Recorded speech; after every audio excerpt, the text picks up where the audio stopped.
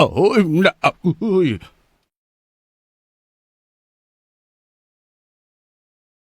អណែអាក្មេងសំអុយឈប់សិនបើកលឿនយ៉ាងនេះបើមានគ្រោះថ្នាក់យ៉ាងម៉េចទៅហេតុអីបានជាឯងគិតចង់ធ្វើអីក្រៅម៉ោងរាល់ថ្ងៃលោកតាខ្ញុំអាយុ18ឆ្នាំហើយតាខ្ញុំពេញវ័យហើយជិតដល់ថ្ងៃកំណើតទីងហើយខ្ញុំត្រូវទៅរកលុយដោយផ្ទាល់ដៃរបស់ខ្ញុំទិញកាដូឲ្យនាងលោកតាហើយនឹងបងស្រីតាំងតែងជាមួយខ្ញុំណាស់បើដឹងថាខ្ញុំមានមិត្តស្រីគាត់ប្រកាសជាជីកឬជីកគល់ខ្ញុំមិនខានទេច្បាស់ជាបំភ័យទីងហើយ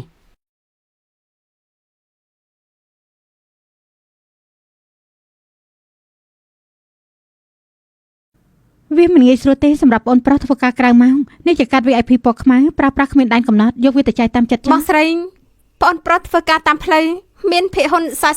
40% គេច្បាស់ជាមិនអាចមានលុយសម្រាប់ចំណាយទីបងប្រុសបងចង់ចូលក្នុងសង្គមដើម្បីក្រោកឈរម្ដងទៀតទីគិតយ៉ាងម៉េចចៅប្រុសស្ដាប់ដំបូលមានបងស្រីឯងទៅ2នាក់ទៅចាំបងទី3ឯងត្រឡប់មកវិញគេនឹងនាំឯងចូលទៅឧស្សាហកម្មភាពយន្តឯងប្រកាសជាល្បីមិនខានទេលោកតាបងស្រីធំបងស្រីទី2ខ្ញុំធំហើយឈប់ធ្វើដាក់ខ្ញុំដូចជាកូនក្មេងទៀតបានទេខ្ញុំចេះរៀបចំខ្លួនឯងហើយបងប្រុសមានស្នេហាហើយមែនទេបងស្រីបងនិយាយប្រេះប្រាស់ស្អីហ្នឹងវាមិនដែរទេដឹងថាខ្ញុំមានស្នេហាមើលនេះប៉ះរបស់គេមកពីគ្រួសារណាឈិនឯងនៅក្មេងណាស់រឿងស្នេហាឯងត្រូវតែប្រុងប្រយ័ត្នបន្តិចតែត្រូវគិតឲ្យបានស្រួលបួលយើងជាគ្រួសារធំដុំឯងជាមនុស្សដែលចិត្តល្អតាំងពីក្មេងមកដែលការពារគ្រួសារនៅខាងក្រៅឯងងាយស្រួលខ្លាំងណាស់អាយ៉ាខ្ញុំមិនទាន់មានស្នេហាទេនាងមិនដឹងអីឡើយបាត់ដឹងពីអត្តសញ្ញាណរបស់ខ្ញុំជាអ្នកប្រុសសហគ្រាសគ្រួសារលូនាងមិនដឹងទេបដាទីងអាយ៉ូខ្ញុំយឺតពេលធ្វើការហើយដូច្នេះហើយខ្ញុំសុំតមុនហើយណាអើយណា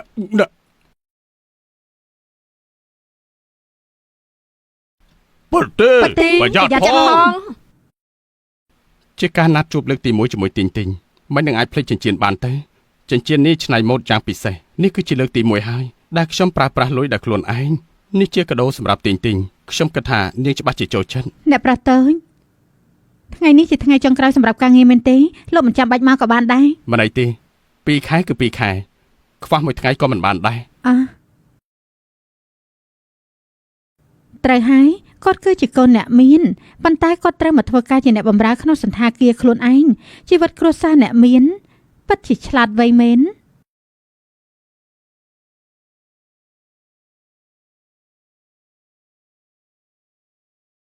អ៊ីហ្វាងមួយនេះយ៉ាងម៉េចដែរជាភោជនីយដ្ឋានលំដាប់ទី1នៃក្រុងហៃស៊ីគេមានកាតសមាជិកមនុស្សធម្មតាមិនអាចចូលបានទេលពូសូលើថាប៉ារបស់ខ្ញុំប្រាប់ថាសមាជិកនៅទីនេះមានទ្រព្យសម្បត្តិរាប់ពាន់លានវាមិនច្រើននោះទេប៉ាខូបកំណត់បងស្រីប៉ាក៏ភោជនីយដ្ឋានដ៏ល្អមួយនេះហេតុអីក៏មិនកក់ឲ្យខ្ញុំដែរទៅពិតជាអយុត្តិធម៌ណាស់មិនដូចអ្វីដែលឯងគិតទេបើមិនអញ្ចឹងយើងក៏មិនមកដល់ទីនេះដែរអូហូនេះដោយសារតែអ៊ីហ្វាន់មែនទេបងប្រុសអ៊ីហ្វាន់ខ្ញុំកោតសរសើរបងសៅយៀនថ្ងៃនេះជាថ្ងៃកំណើតរបស់ទីងឲ្យតានាងសប្បាយចិត្តតោះបងអ៊ីហ្វាន់ចូលទៅតោះអ្នកនាងខ្ញុំសូមណែនាំបន្តិចនេះគឺជាស្រះក្រហមល្បីនៅក្នុងសន្តាគារពួកយើង Macallan ឆ្នាំ1926នោះជាសង្សាររបស់នាងតាហេតុអីក៏អ្នកបម្រើនៅទីនេះអញ្ចឹងមិននឹងអាចជាមិត្តប្រុសរបស់នាងទៅមិនអាចទេមិននឹងអាចជាអ្នករត់តុកទៅវិញអ៊ីហ្វាន់និយាយពិតដែរទេជំរាបសួរភ្ញៀវ VIP ប្រាប់គេឲ្យទៅបម្រើយើងទៅប៉ានាង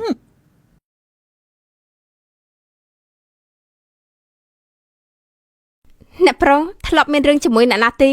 ភ្ញៀវប្រមាណអ្នកមុននាងចង់ជួបអ្នកប្រុសឲ្យទៅបម្រើពួកគេមើលទៅដូចជាមិនល្អទេចាំជួយបដិសេធឲ្យក៏បានដែរណាមិនអីទេចាំខ្ញុំទៅមើលសិនយើងត្រូវការកំងនេះគឺជាភោជនីយដ្ឋានប្រណិតជាងគេជាបន្ទប់រ៉ូម៉ានីល្បីជាងគេបំផុតយើងចូលទៅក្នុងទៅសួស្ដីលោកទីនេះជាបន្ទប់ឯកជនផ្ដាច់មុខរបស់ VIP មិនអាចចូលទៅបានទេអូប៉ិតមែនណាយើងគឺជាភ្ញៀវ VIP ហេតុអីក៏ចូលទៅមិនបានសុំទោសផងលោកនេះជាច្បាប់របស់ភោជនីយដ្ឋាននេះដឹងថាយើងជាអ្នកណាទេហើយអ្នកគ្រប់គ្រងមកណែលពូគ្មានប្រសិទ្ធភាពទេប្រហែលជាសម្រាប់ VIP ហើយមិនបានជាមិនអាចឲ្យយើងចូលទៅយើងកាន់តែចង់ចូលទៅមានរឿងអីទៅអ្នកគ្រប់គ្រងជាងភ្ញៀវ VIP ចង់ចូលបន្ទប់រ៉ូម៉ានីគិតយ៉ាងម៉េចឆាប់បើកទ្វារភ្លាមទៅពួកយើងនឹងចូលទៅភ្លាមសួស្ដីលោកជាភ្ញៀវ VIP បន្ទប់រ៉ូម៉ានីនេះសម្រាប់តែភ្ញៀវ SVIP ប៉ុណ្ណោះនាងទីងលោកឆាន់ ថ្លង់ឲ្យមែនទេឆាប់ឲ្យពួកយើងចូលទៅ សំចេញ អញ្ចឹងបានត្រូវវ៉ាវពិតជាពិសេសខ្លាំងណាស់មានផាសុកភាពលពូមិននឹកស្មានថាលពូមានមុខមាត់ខ្លាំងយ៉ាងនេះសោះហើយបងអេវ៉ាន់តាមសប្បាយទេមានកន្លែងច្រើនណាស់ដែលគេឲ្យតម្លៃប៉ាខ្ញុំហ៎មនុស្សខ្លះមុខក្រាស់ខ្លាំងណាស់ចូលមកដោយមិនខ្វល់អ្វីទាំងអស់មនុស្សខ្លះមុខក្រាស់ខ្លាំងណាស់ចូលមកដោយមិនខ្វល់អ្វីទាំងអស់ លូឆាន់ហេតុអីបានជាបងមកទីនេះ ខ្ញុំធ្វើការនៅទីនេះ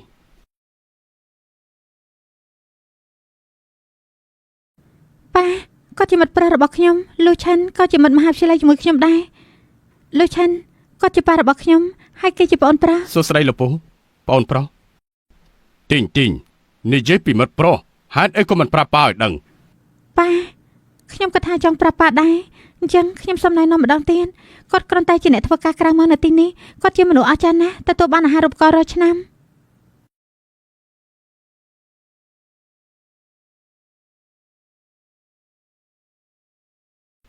ណានឈឹងគឺជាកន្លែងឆាតឆាយ លូឆាន់ចាំខ្ញុំជួយ ទីងអង្គុយចុះមកហេតុអីក៏ឯងត្រូវបម្រើអាហារនៅទីនេះទៅវិញចង់លេងសើចមែនទេមិនអីទេជាការងាររបស់ខ្ញុំ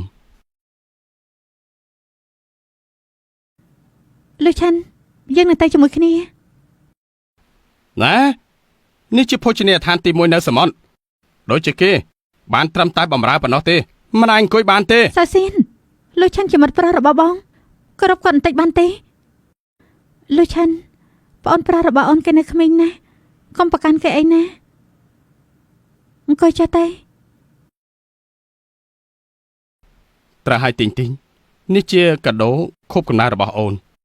បើកមើលទៅ អេมันអាចជារបស់ខ្ញុំទេយើងទៅណាត់ជួបដំបងចាំបាច់អីទិញចិញ្ចៀនដែរបងទិញចិញ្ចៀនពិតមែនទេពិតជាស្អាតណាស់ បានហើយ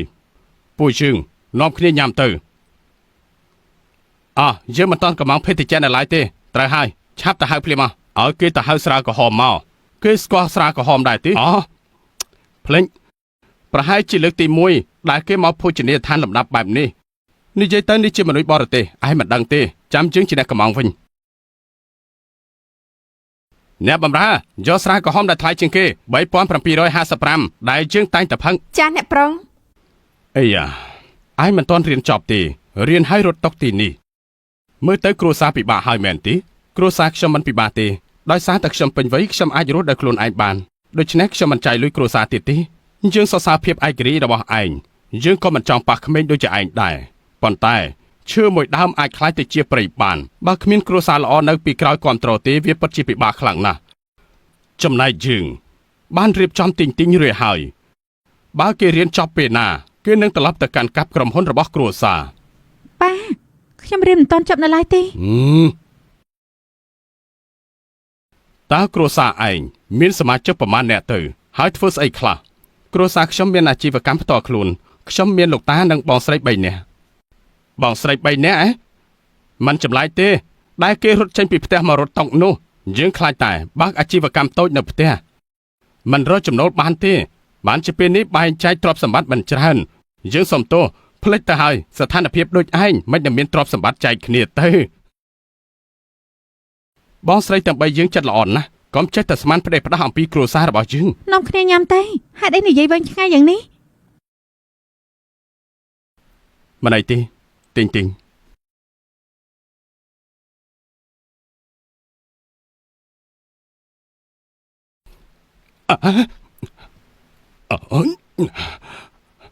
នេះធ្វើស្អីនឹងលពូកើតស្អីទេលូឆាន់ឯងធ្វើស្អីនឹងឯងជាអ្នកធ្វើអាក្រក់បែរជាទម្លាក់កំហុសលើគេបានហើយយើងត្រូវញ៉ាំអាហារពេលល្ងាចជាមួយគ្រួសារលូកូនស្រីច្បោះរបស់គ្រួសារលូគេយកចិត្តទុកដាក់នឹងក្រមសីលធម៌ខ្លាំងណាស់លពូកុំខឹងអីវាគឺជាកំហុសរបស់លោកឈិនអត់ឯងចង់ធ្វើស្អី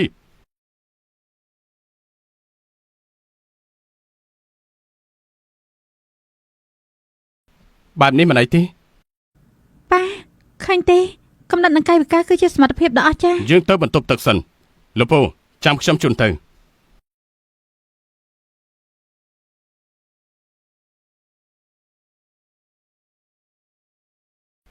យើងភ្លេចទូរស័ព្ទនៅក្នុងបន្ទប់ទឹកទៅយកឲ្យបន្តិចមកបាន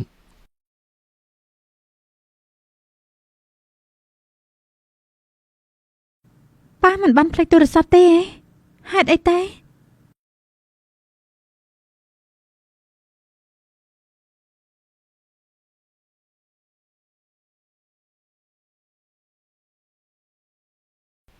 លោកពូសុំទោសទូរស័ព្ទរកមិនឃើញទេ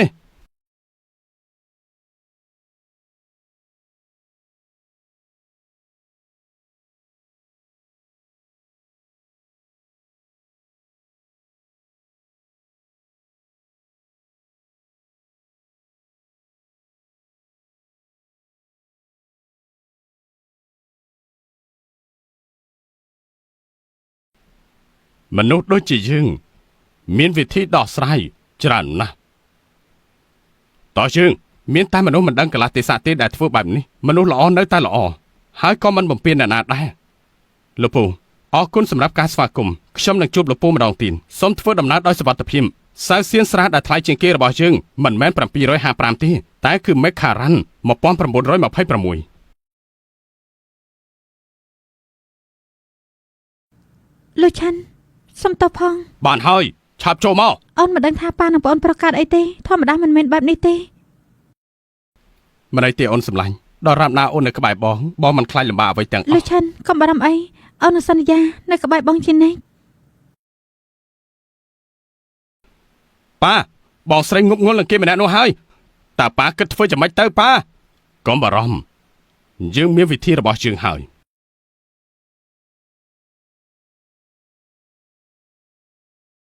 ពេលវេលារបស់យើងមានតម្លៃណាស់ចូលសាច់ការតែម្ដងទៅឯងមិនមែនជាសមាជិកគ្រួសារកូនយើងទេយើងចង់ឲ្យឯងចាក់ចេញភ្លាមកុំរំខានជីវិតនេះលោកពូហើយខ្ញុំមកហាងកាហ្វេជាពិសេសដើម្បីនិយាយរឿងនេះទិញមិនដឹងទេ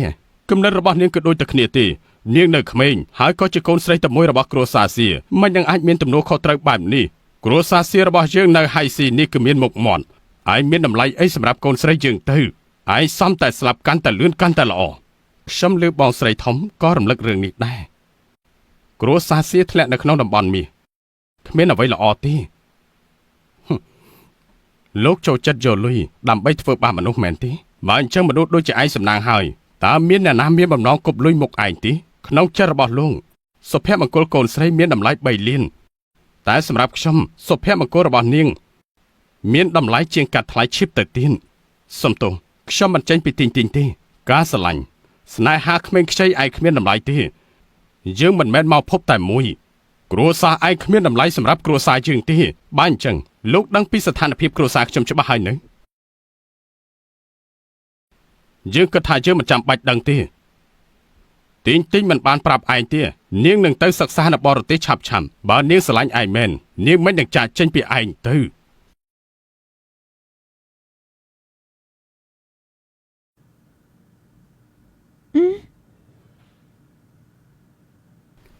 ទីងអូនដឹងទេបើអូនទៅរៀននៅបរទេស មិនបានជាបងដឹង ហេតុអីក៏មិនប្រាប់បង ដំបងអូនចង់ប្រាប់បងដែរប៉ុន្តែអូនខ្លាចបងបដិសេធបងដឹងទេជំនាញជាភាសាអសិនអាចរៀនបានតែនៅបរទេសទើបទទួលបានជោគជ័យនៅថ្ងៃអនាគតបងក៏ដឹងដែរឧត្តមគតិរបស់អូន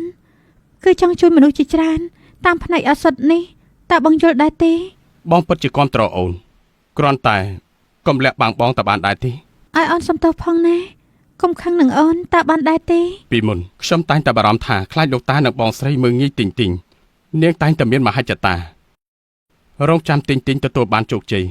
ខ្ញុំនឹងសារភាពប្រាប់នាង លោកឆាន់អូនស្បាត់ពេលអូនទៅបរទេសអូនផ្ដោតលើការសិក្សាពេលអូនរៀនចប់យើងនឹងរៀបការជាមួយគ្នាអូននឹងរៀបការជាមួយបងរងចាំ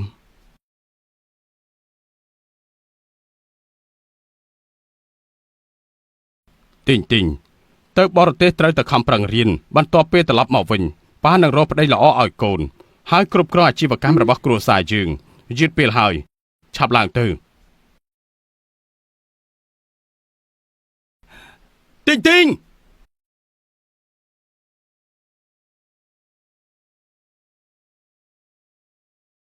ហេតុអីក៏គេមកក្រាស់យ៉ាងនេះគិញគួចចង់ស៊ីកងានសួរទីងដល់មកហើយឲ្យឆាប់ឡើងទៅ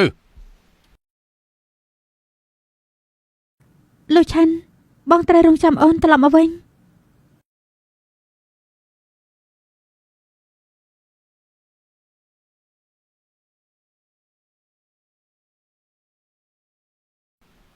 ទីងទៅបាត់ហើយនាងទៅរយៈពេល5ឆ្នាំมันអាចប្រញាប់បានទេដោះលែងនាងទៅខ្ញុំរងចាំនាងត្រឡប់មកវិញយកទឹកនោមឆ្លោះមុខឯងទៅអាអ្នករត់តុកចង់តោងគ្រួសារអ្នកមានឯងដេកជាសពទាំងថ្ងៃហើយ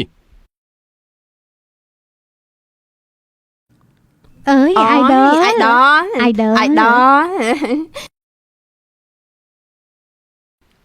ចៃដន្យណាស់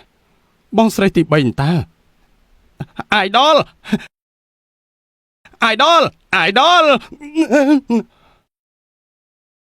ហេតុអីបានជាឯងរត់គេចពីបង ឈិននេះឯងជានិស្សិតមហាវិទ្យាល័យចង់ធ្វើអ្វីនៅថ្ងៃអនាគតចង់ឲ្យលោកតានិងបងឯងជួយដែរទេអត់ទេលោកតាខ្ញុំបានចុះឈ្មោះចូលក្រុមហ៊ុនថ្មីហើយជំនាញជីវសាស្ត្រមិនបាច់ជួយខ្ញុំទេខ្ញុំអាចធ្វើវាដោយខ្លួនឯងជាចៅប្រុសល្អរបស់តា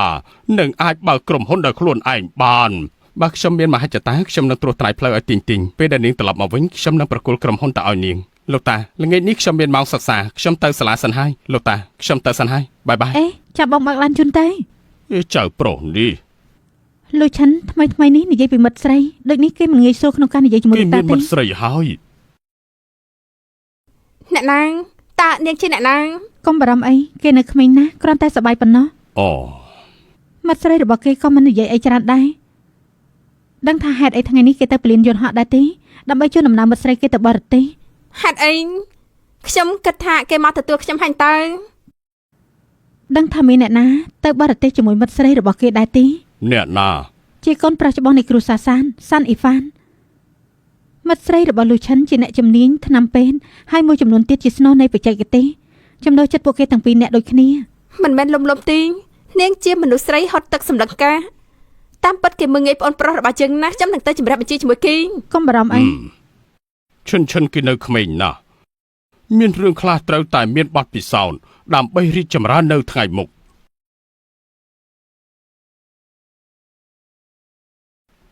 សូមអរគុណ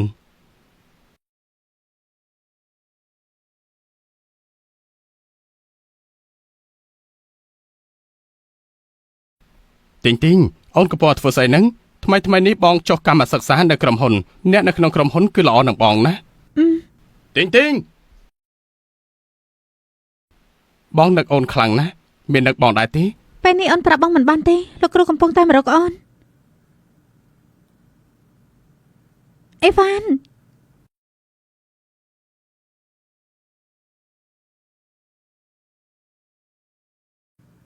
លោកលូ 5 ឆ្នាំមុនខ្ញុំបានបង្កើតឱសថទីងឈុនដោយមិនប្រាប់ទីងហើយគេជាអ្នកពិសោធន៍វិជ្ជាជីវៈមកពីអាល្លឺម៉ង់គេជាអ្នកស៊ើបអង្កេតសំខាន់របស់នេះអាចនឹងធ្វើឲ្យលោកតានិងបងស្រីទទួលយកនាងជំនេះខ្ញុំនឹងអញ្ជើញគ្រួសារដើម្បីធ្វើសារសេឲ្យខ្ញុំអូនសម្លាញ់ជំនេះបងនឹងសារភាពប្រាប់អូនថាបងជាអ្នកណា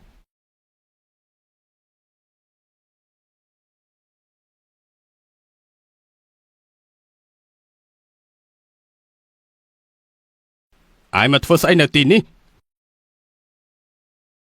គឺមកស្វាគមន៍ទីងត្រឡប់មកវិញអញ្ចឹងនៅសង្គមខ្ពង់ខ្ពស់មិនមែនជាកន្លែងដែលមនុស្សសម្រាមសុកស្រែដូចជាឯងមកទេ5ឆ្នាំហើយឯងមិនបោះបង់ទៀតទីងថ្ងៃនេះមិនមែនជាទីង5ឆ្នាំមុនទេនេះឯងចង់ខ្លាចជាកូនប្រសាគ្រួសារសៀនយើងទៀតមែនទេតែល្អណាស់ដែលឯងមកថ្ងៃនេះចាំមើលឲ្យបានច្បាស់ទៅកុំលៀតដល់ធំរវាងឯងហើយនឹងគ្រួសារយើងឯងនិយាយត្រូវហើយរវាងពួកយើងពិតជាមានគម្លាតមែន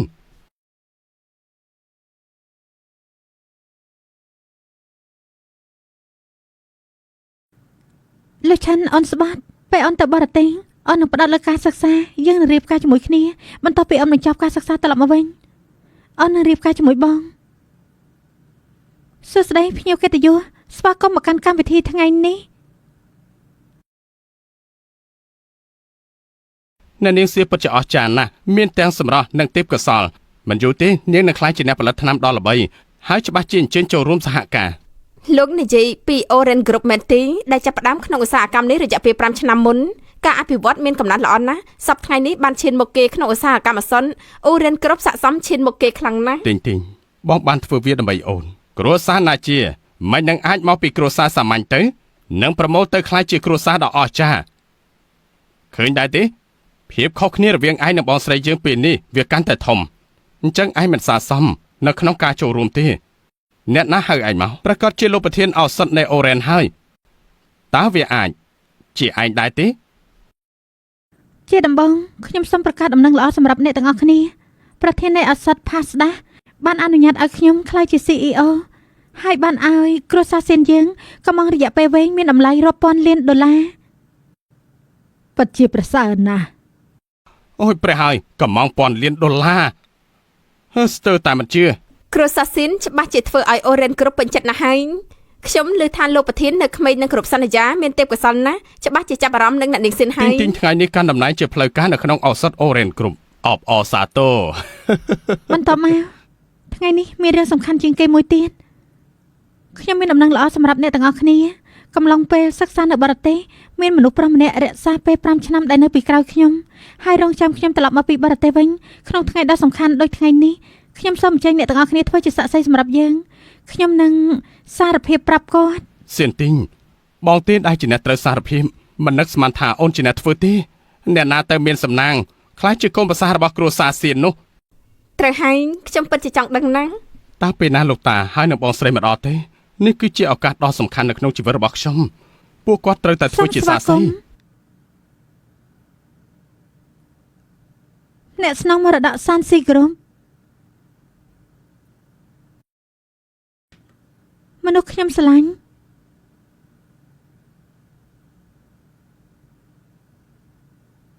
សានអ៊ីហ្វានមនុស្សខ្ញុំស្រឡាញ់សានអ៊ីហ្វាន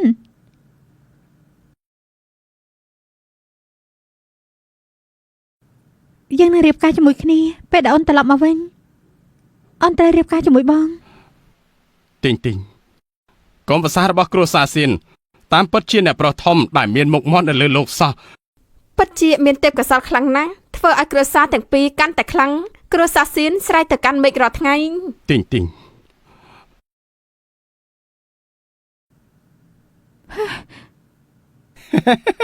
ឯងឃើញដែរទេពិតជាគួរអាណិតណាស់ពេលនេះឯងដឹងថាឯងជាអ្នកណាហើយទីងមានរឿងស្អីទៅ គ្មានទេគាត់ជាកូនដណ្ដឹងរបស់ខ្ញុំស៊ីងអ៊ីហ្វានគាត់ជាបរិបទដែលខ្ញុំចង់ចំណាយជីវិតជាមួយគ្នាប្រហែលថ្ងៃទៀតយើងនឹងរៀបការជាមួយគ្នា ទីង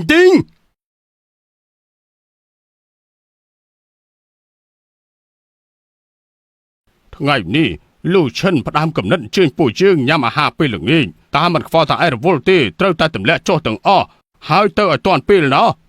អូ លោកតាលោកឈិនជាប្អូនប្រុសសំណប់ចិត្តរបស់ខ្ញុំណាខ្ញុំមិននឹងមិនទៅកាត់ទេ ខ្ញុំមិនទៅមិននឹងកើនលើខ្ញុំដែរទេខ្ញុំបានប្រកាសកន្លះខែមុនហើយខ្ញុំនឹងត្រឡប់ទៅវិញ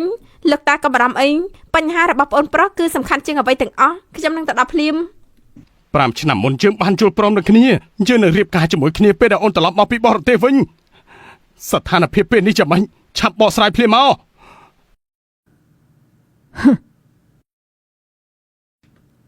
លោកឈិនតាមពិតទេអូនពិតជាបានធ្វើខុសមែនប៉ុន្តែរឿងមួយបងគួរតែឃើញឲ្យច្បាស់ទេ តើយ៉ាងម៉េចទៅ បងនៅបង្វែងចង់នៅជាមួយខ្ញុំទៀតមែនទេគួរឲ្យអស់សំណើចណាស់អេហ្វានហើយនឹងខ្ញុំនឹងរៀបការក្នុងពេលឆាប់ៗនេះលោកគួរតែភ្ញាក់ខ្លួនឡើងទៅ តើរឿងជើងយ៉ាងម៉េចទៅយ៉ាងម៉េចហើយត្រូវមនុស្សស្រីបោះបង់ចោលអារម្មណ៍មិនល្អមែនទេរងាប់ចិត្តទៅល្អជាងអរគុណហើយដែលធ្វើឲ្យខ្ញុំដឹងចិត្តរបស់នាងលុយអំណាចគេឈ្មោះសំខាន់ជាងចិត្តស្មោះទៅទៀត ចិត្តស្មោះលោកឈិនលោកនៅតែមិនដឹងអីទៀតមែនទេ នាងនិយាយគឺជាការពិតខ្ញុំមិនស័ក្តិសមជាមួយនាងទេត្រូវហើយឯងមិនស័ក្តិសមនឹងនាងឡើយមានតែយើងទេដែលស័ក្តិសមជាមួយនាង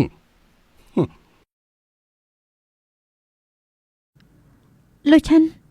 បើលោកពិតជាស្រឡាញ់ខ្ញុំមែនលោកគួរតែយល់ពីខ្ញុំហើយគាំទ្រខ្ញុំជួយទុកភ្នែកចេញភ្លាមទេវាមិនល្អសម្រាប់ពួកយើងទេពេលនេះមិនទាន់ចាប់នៅឡើយទេត្រឡប់ទៅចំណុចដើមសុំចេញទេ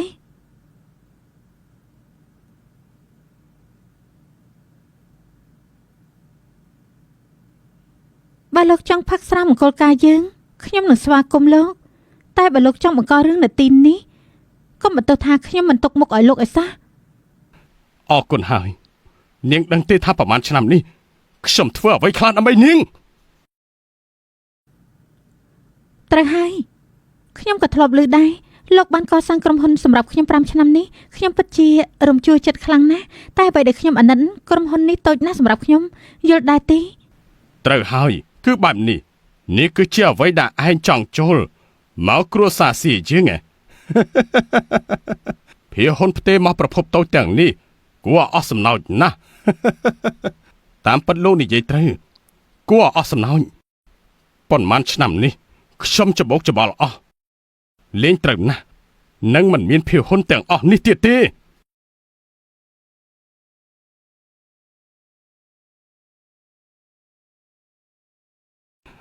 អរគុណហើយនាងនឹងស្ដាយក្រោយនៅអ្វីដែលនាងធ្វើនៅថ្ងៃនេះ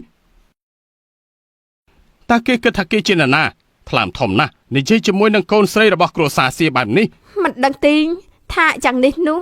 គេមើលទៅដូចជាមិនមកពីគ្រួសារអ្នកមានទីង តែម្ដងទៀតកូនស្រីគ្រួសារសៀដូចជាបដូរចិត្តលឿនពេកហើយត្រូវទេ ត្រូវហើយបន្តកម្មវិធីពួកយើងទៀតទៅថ្ងៃនេះយើងស្វាគមន៍ទីងទីងត្រឡប់មកវិញយើងទាំងអស់គ្នាអបអរជាមួយគ្នាទៅ ត្រូវហើយត្រូវហើយកុំដោយសារតែគេធ្វើឲ្យពួកយើងខូចអារម្មណ៍អី ត្រូវហើយ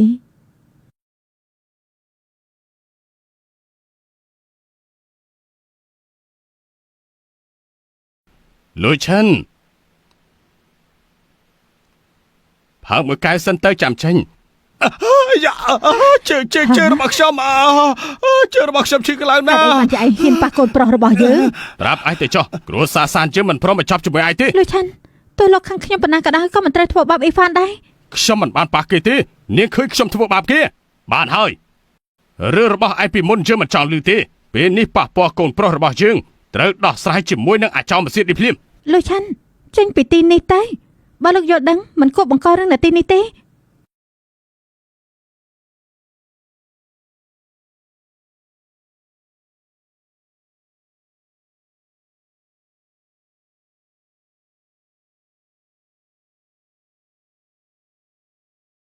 បង្កាច់បង្ខូចយើងហើយដេញយើងចេញពីទីនេះអាចុះឯងយើងទុកមុខឯងពេកហើយឯងហ៊ានវាយបងថ្លៃយើងនឹងឲ្យឯងលូនចេញពីទីនេះឯងហ៊ានវាយយើង ឈប់ទៅលោកឆាន់ទីនេះមិនមែនសម្រាប់មនុស្សព្រៃទេគ្រប់យ៉ាងដោយសារតែលោកនឹងហើយ កំហុសរបស់ខ្ញុំនេះជាលើកទី1ហើយដែលចៅប្រុសរបស់យើងអញ្ជើញយើងមកញ៉ាំអាហារពេលល្ងាច តាមចិត្តតា ល្អឯងជាសត្វតាមចិញ្ចើមផ្លូវប្រហើនយ៉ាងនេះហេតុអីក៏ឯងនៅទីនេះទៀតពួកឯងទាំងអស់គ្នាត្រូវតែសងទង្វើរបស់ពួកឯងត្រឡប់មកវិញ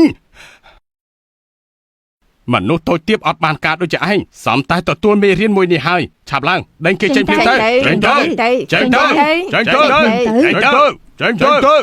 ឈប់ព្រាម ចេញពីមុខយើងភ្លាម Idol Losing ពិតជានាងទី2នៃគ្រួសារលូនតើបណ្ឌិតស្រាវជ្រាវលូជីង នោះជាអ្នកស្រីប្រធានលូអ៊ីនធើបៃគ្រប់និងអ្នកលូវៃ គាត់ជាអ្នកមានជាងគេនៅសៀងហៃលូហុងសាន តើអ្នកណាថ្លើមធ្វើបាបបងប្រុសយើង អ្នកណាហ៊ានប៉ះចៅសំណប់លូហុងសានយើងតើគ្រួសារលូមកធ្វើស្អីទីនេះអ្នកណាជាចៅប្រុសទៅ បងប្រុងអ្នកណាធ្វើឲ្យឯងខ្លាចទៅជាបែបនេះ បងស្រី បងសុំទោសដែលយើងមកយឺតឲ្យគេធ្វើបាបឯង អ្នកណាមើងងាយឯងបងនឹងបោះសម្អាតពួកគីង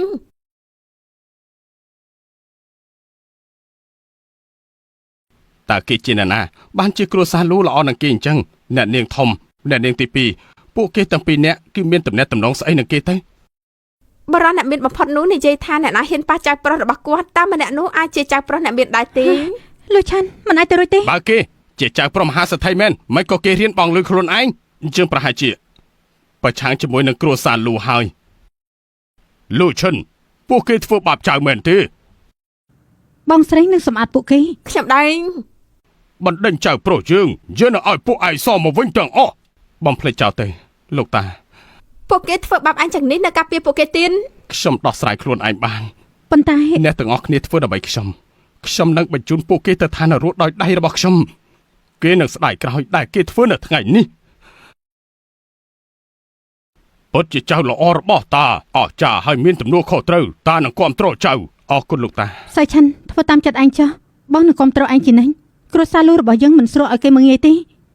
បងប្រុសកុំបារម្ភអីគ្រួសារលូនឹងគ្រប់គ្រងឯងមិនឲ្យអ្នកណាម្នាក់រត់រួចបានឡើយ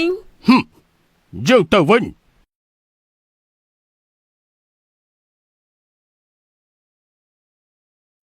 លោកម្ចាស់ហេតុអីក៏អញ្ជើញមកទីនេះយកមនុស្សពួកឯងចេញពីទីនេះភ្លាមទៅពីពេលនេះតទៅសន្តាគារលោកគ្រប់មិនទទួលស្វាគមន៍គ្រួសារសៀននិងគ្រួសារសានឡើយបាទទៅខ្ញុំប្រាប់ហើយថាគេមិនមែនជាចៅប្រុសមហាសេដ្ឋីទេគ្រាន់តែគាត់មកដើរលេងតែប៉ុណ្ណោះ ប៉ិតមែនហើយ ប៉ុន្តែមិនក៏គេទៅជាមួយគ្រួសារលោកវាគ្មានស្អីនោះទេគេគ្រាន់តែចង់តោងអ្នកមានតែប៉ុណ្ណឹងទេឲ្យវាទៅចុះ ទីបំផុតលូឆាន់មិនបានបន្តជាប់គាំងទៀតឡើយយ៉ាងមិនហើយកើតអីទេ អមិនអីទេមិនធំដុំឡើយសំតោសន្តាគារត្រូវបាត់ហើយនាំគ្នាចេញទៅសន្តាគារត្រូវបាត់តើហេតុអីទៅ នឹងហើយពួកយើងបងប្រាក់រួចហើយលោកចង់និយាយថាបាត់ត្រូវបាត់មែនទេ លុយនឹងវេទៅវិញសម្រាប់ការខាត់បងនាំគ្នាចេញទៅ អេ ណែអាយជាណាណាឆាប់ចេញទៅចេញទៅអាចចោលធ្វើស្អីទៅចេញទៅអាមិនចឹងមិនក៏ធ្វើចឹងតោះណែចេញទៅ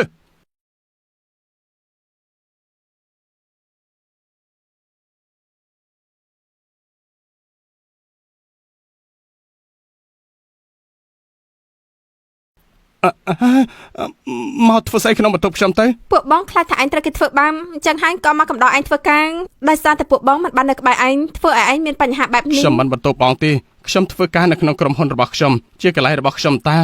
មិននឹងអាចមានគេធ្វើបាបខ្ញុំទៅ បងប្រុសស្ដាប់បង្គាប់ ខ្ញុំជាប្រធានឱសថទីងឈិនបើសិនជាបុគ្គលិកគេដឹងថាបងជូនខ្ញុំទៅធ្វើការរាល់ថ្ងៃអញ្ចឹងខ្ញុំមិនខកអីពីក្មេងនោះទេហើយពួកបងនឹងខ្លាចជាម៉ែដោះគួរឲ្យខ្មាស់គេខ្លាំងណាស់ ពួកយើងទាំង3នាក់នឹងផ្លាស់វេនទៅក្រុមហ៊ុន អូបងស្រីកុំបង្កបញ្ហាឲ្យខ្ញុំអីបងទី3ជាពិសេស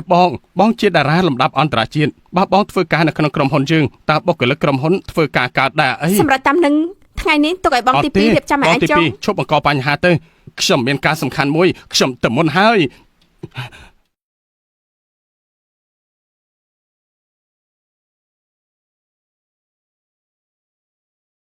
អរុនសួស្ដីលោកប្រធានលូមនុស្សពីវាំងក្រុមមកដល់ហើយលោកចង់ទៅខាងលើជាមួយខ្ញុំដែរទេ និយាយពីការសហការមុនសិនទៅខ្ញុំត្រូវទៅ office មុនសិន ចាងប៉ុន្តែលោកមិនបានមកក្រុមហ៊ុនយូរហើយបុគ្គលិកទីនេះមិនទាន់ស្គាល់លោកទេ មិនអីទេនាងទៅមុនចុះបន្តិចទៀតខ្ញុំទៅហើយ ចាង ទីនេះជាក្រុមហ៊ុនថ្នាំអ៊ីនឈានធំជាងគេក្នុងប្រទេសជាក្រុមហ៊ុនឱសថឈានមុខគេស៊ីនទីងខ្ញុំនឹងធ្វើជា CEO នៅទីនេះ ក្រុមហ៊ុនឱសថទីងឈិនរៀបចំសម្រាប់កូនហើយគេនឹងរៀបចំកម្មវិធីដ៏ល្អបន្តិចទៀតបុគ្គលិកទីនេះនឹងមកគោរពកូននឹងក្លាយទៅជាអ្នកដឹកនាំល្អ អេមកធ្វើអីទីនេះឈប់សិនលូឆាន់ហេតុអីក៏លោកមកទីនេះ គួរភ្ញាក់ផ្អើលខ្លាំងណាស់លូឈិននៅតាមពួកយើងមកដល់ទីនេះទៀតយើងដឹងហើយឯងនៅតាមស្រឡាញ់ទីងរបស់យើងទៀតឯងមិនចេះខ្មាស់គេទេមែនទេទីនេះជាកន្លែងសាធារណៈមិនមែនផ្ទះឯងទេហេតុអីក៏យើងមកមិនបាននោះហេតុអីដោយសារតែទីងបន្តិចទៀតនឹងក្លាយទៅជា CEO នៅឧស្សាហកម្មទីងឈិននេះនាងនឹងក្លាយទៅជាអ្នកសម្រេចចិត្តនៅទីនេះអ្វីដែលធ្វើឲ្យលោកគិតបែបនេះតើនាងអាចក្លាយជា CEO ដែរទេលោកប្រធានជាអ្នកអញ្ជើញយើងមកទីនេះដោយផ្ទាល់ឲ្យតម្លៃទីងណាស់ ខ្ញុំមិនខ្វល់ថាលោកធ្វើពុតជួបគ្នាដោយចៃដន្យឬក៏លោកធ្វើការនៅទីនេះទេ លូឆាន់ប្រាប់លោកទៅចាស់ខ្ញុំអរគុណដល់ទីងឆាន់និងស្កេមម៉ូទ្រីដែលតែងតែគោរពឲ្យតម្លៃខ្ញុំយ៉ាងខ្លាំងហើយលោកគ្រាន់តែជាមនុស្សអត់បានការតាមចិញ្ចើមថ្នល់ដកគំនិតដែលចង់តោងទាមខ្ញុំចេញទៅប្រយ័ត្នណាខ្ញុំនឹងធ្វើឲ្យលោកបាត់ខ្លួនទៅបានហើយឈុំនិយាយអត់ប្រយោជន៍ជាមួយគេទៅនាំតែខាតពេលដ៏មានតម្លៃរបស់កូនទេ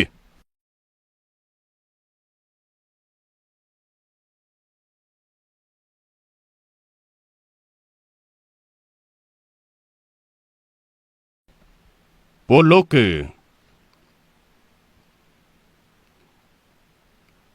អ្នកនាងជា CEO ថ្មីរបស់ក្រុមហ៊ុនយើងសៀនទីងត្រូវដែរទេខ្ញុំឮថាលោកប្រធានចង់បានបែបពាណិជ្ជភាពអញ្ចឹងខ្ញុំត្រូវតែធ្វើឲ្យបានល្អបំផុតវ៉ាវអ្នកនាងជានាយកប្រតិបត្តិថ្មីលោកប្រធានពិតជាមានភ្នែកមុតណាស់ខ្ញុំឮថាគាត់ជាប្រធានឡាបូជីវសាស្ត្រនៅអាល្លឺម៉ង់នាយកស្រាវជ្រាវពិតជាស្រស់ស្អាតមានទេពកោសល្យពិតមែនលើកលែងតែលោកប្រធាននៅក្នុងក្រុមហ៊ុននេះក្រោមតែមនុស្សម្នាក់ប៉ុណ្ណោះលើមនុស្សរាប់ម៉ឺននាក់អ្នកនេះសៀនខ្ញុំជានាយកផ្នែក R&D ខ្ញុំនៅមិនទាន់មានម្ចាស់ទេថ្ងៃមុខខ្ញុំនឹងតាមអ្នកនាងត្រូវហើយខ្ញុំសៅហុងខ្ញុំដែរអ្នកនាងសៀនខ្ញុំឮថាលោកប្រធានជ្រើសរើសអ្នកនាងដោយផ្ទាល់អញ្ចឹងលោកប្រធានច្បាស់ជាពេញចិត្តអ្នកនាងខ្លាំងហើយណែជួយណែនាំពួកយើងផងយើងចង់ឲ្យលោកប្រធានពេញចិត្តពួកយើងដែរបែរហើយត្រូវហើយខ្ញុំមិនដឹងថាលោកប្រធានដឹងអំពីខ្ញុំដែរទេខ្ញុំមិនទាន់បានជួបគេនៅឡើយទេលោកប្រធានបានស្គាល់ខ្ញុំច្បាស់ណាស់ត្រូវហើយគឺដោយសារតែខ្ញុំមានសមត្ថភាពយោត្រូវហើយអ្នកនាងសៀននិយាយមកក៏មានអំណាចដែរ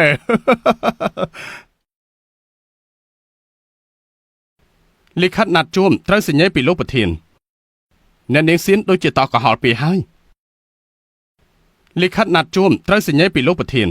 អ្នកនាងសៀនដូចជាតកុហលពីហើយគេជាអ្នកណាតាកេងជាអ្នកណាឯងមានសិទ្ធិស្អីមកនិយាយដែរទៅលូឆាន់បញ្ឈប់ទៅបានទេលោកមកទីនេះទៀតទេលូឆាន់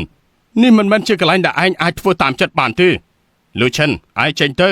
លោកប្រធានពេញចិត្តអ្នកនាងសៀខ្លាំងណាស់គាត់ជាអ្នកឲ្យមកឯងគ្រាន់តែជាក្មេងសម្រែហើយគ្មានមុខមាត់ស្អីនោះទេ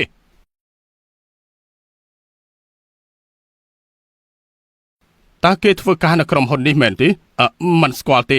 ខ្ញុំធ្វើការនៅទីនេះកន្លះឆ្នាំហើយបុគ្គលិកខ្ញុំស្គាល់ទាំងអស់តែគេខ្ញុំមិនដែលស្គាល់ទេអត់ដែលស្គាល់សោះត្មងនាងស្គាល់គេទេអត់ទេប្រហែលជាបុគ្គលិកថ្មីហើយមើលទៅប្រហែលឆ្នាំមកនេះខ្ញុំមិនសូវមកក្រុមហ៊ុនទេជាធម្មតាអ្នកទាំងអស់គ្នាមិនស្គាល់ខ្ញុំទេខ្ញុំឈ្មោះមូឈិនជាប្រធានក្រុមហ៊ុនទីងឈិនលូឆាន់ការកុហករបស់លោកនៅអន់ណាស់ខ្ញុំខានជួបលោក5ឆ្នាំពិតជាផ្លាស់ប្ដូរធំមែនលោកនៅហ៊ានប្រើរបស់ថ្លៃជាងមុនទៅទៀតណែអ្នកទាំងអស់គ្នាកំចាញ់បោកគេអីគេជាអតីតមិត្តប្រុសកូនខ្ញុំគេមិនចង់បែកគ្នាទើបបានជាតាមអាទីនេះគេគ្រាន់តែចង់បង្ករឿងប៉ុណ្ណោះយើងប្រាប់ឲ្យលូឆិនតើឯងមកតាមសៀនទីងដល់ណាទៀតទៅឯងអត់មានគេខ្មាស់ទេយើងប្រាប់ឯងយើងភ្ជាប់ពីរួចហើយឈប់មកធ្វើជាជនទី3បន្តទៀតទៅរឿងមួយនេះឯងក៏ដឹងច្បាស់ណាស់ទីងឈិនយ៉ាវយើងជាអ្នកស្ថាបនិកលិខិតអញ្ជើញនោះយើងក៏ជាអ្នកផ្ដល់ឲ្យដែរពេលនេះគួរឲ្យសោកស្ដាយណាស់យើងនឹងដកយកមកវិញចំពោះការណាត់ជួបរឿងនេះនាងមិនស័ក្តិសមនឹងតំណែងនេះឡើយមិនមែនជា CEO ទីងឈិនយ៉ាវទេយើងក៏មិនស្វាគមន៍ដែរឆាប់ចេញពីទីនេះទៅជាលូឆាន់ទេលោកឈួតឲ្យមែនទេនៅមិនទាន់យកសពទាំងថ្ងៃទៀតទេលោកថាលោកជាប្រធានក្រុមហ៊ុនទីនឈិនក្រុមប៉ុន្តែបុគ្គលិកនៅទីនេះគ្មានអ្នកណាស្គាល់លោកទេមើលអ្នកណាស្គាល់លោកមែនហើយមិនស្គាល់ទេត្រូវហើយឯងខំបងថ្លៃសិក្សាមហាវិទ្យាល័យខ្លួនឯងរកលុយចិញ្ចឹមឆ្នាំងខ្លួនឯងតែប៉ុណ្ណោះឯងអាចចាប់ផ្ដើមក្រុមហ៊ុនទីនឈិនបានដែរទីនេះជាក្រុមហ៊ុនល្អសមត្ថភាពឯងមានដែរសៀនទីងឈុំនិយាយអត់បានការទៀតទៅលូឆាន់ឆាប់ចេញពីទីនេះភ្លាមទៅកុំបង្ខំពួកយើងឲ្យសោះនេះជាកន្លែងរបស់យើងពួកឯងទេដែលគួរចេញយើងនឹងឲ្យគេបណ្ដេញពួកឯងចេញឥឡូវនេះបាទហើយឈប់ធ្វើពុតទៀតទៅឯងនិយាយថាឯងជាប្រធានក្រុមហ៊ុននេះមែនទេបើអញ្ចឹងឯងមានស្អីបញ្ជាក់ដែរទេខ្ញុំមានរូបថតលោកប្រធានលូ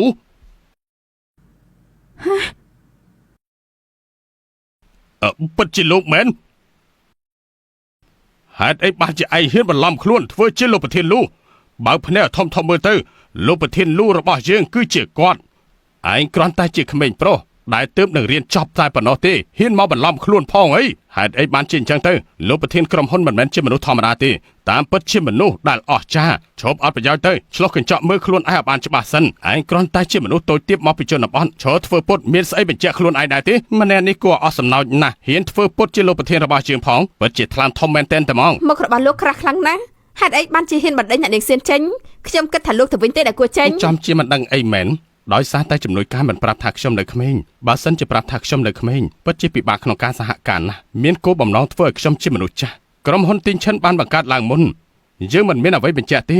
ក៏ប៉ុន្តែបើអ្នកទាំងអស់គ្នាចង់ដឹងខ្ញុំនឹងឲ្យអ្នកទាំងអស់គ្នាជួបមនុស្សម្នាក់គេនឹងអាចបញ្ជាក់ពីអត្តសញ្ញាណរបស់ខ្ញុំបាន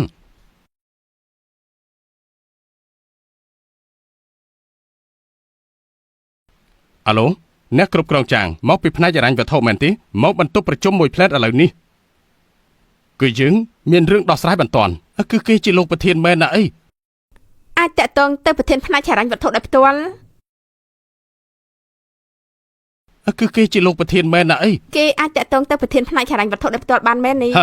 ទោះបីជាឲ្យប្រធានផ្នែកហិរញ្ញវត្ថុមកក៏ដោយក៏វាគ្មានប្រយោជន៍ដែរប្រហែលជាគេបានរៀបចំការដឹកនាំសម្ដែងមុនហើយតើត្រូវដែរទេលោកប្រធានលោកចង់ជួបខ្ញុំមែនអ្នកគ្រប់គ្រងជាងអ្នកដឹកនាំលីកំពុងតែមានចម្ងល់ពីអត្តសញ្ញាណរបស់យើងជួយប្រាប់គេផងទៅអ្នកដឹកនាំលីគាត់ជាប្រធានក្រុមហ៊ុនរបស់យើងឈ្មោះលូឈិនគាត់មិនត្រឹមតែជាអ្នកស្ថាបនិកក្រុមហ៊ុនទេហើយក៏ជាអ្នកដឹកនាំពួកយើងដែរថាម៉េច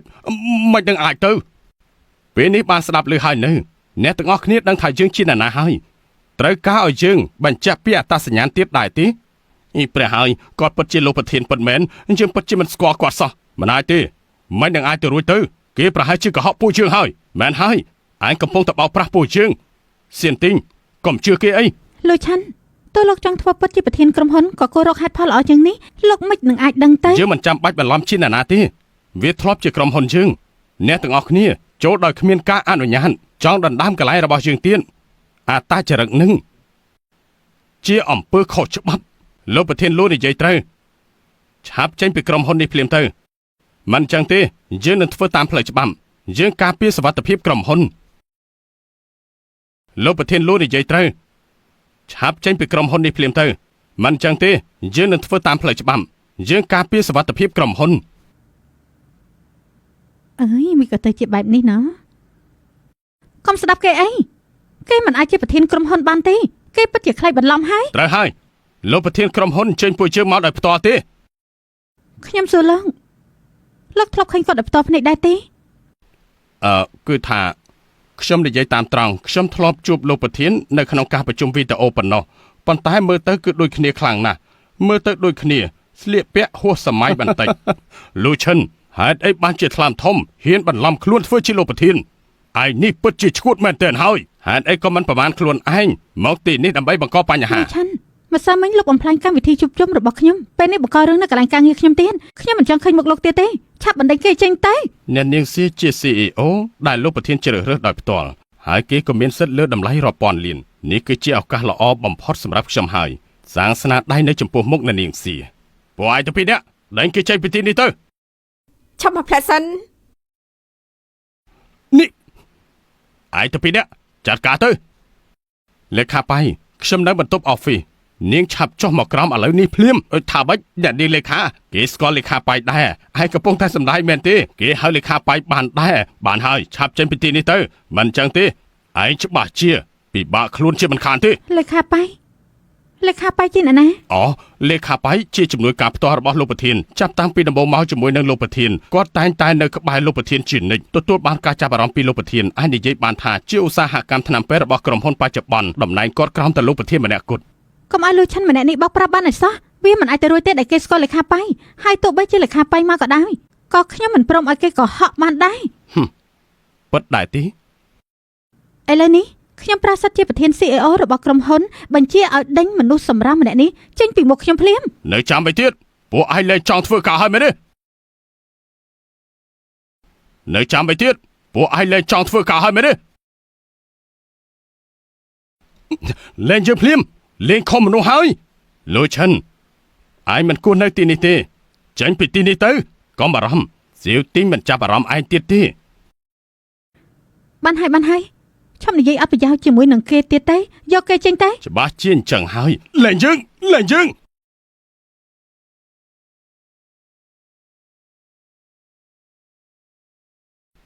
យើងពមៀននាងច្បាស់ជាស្ដាយក្រោយមិនខាន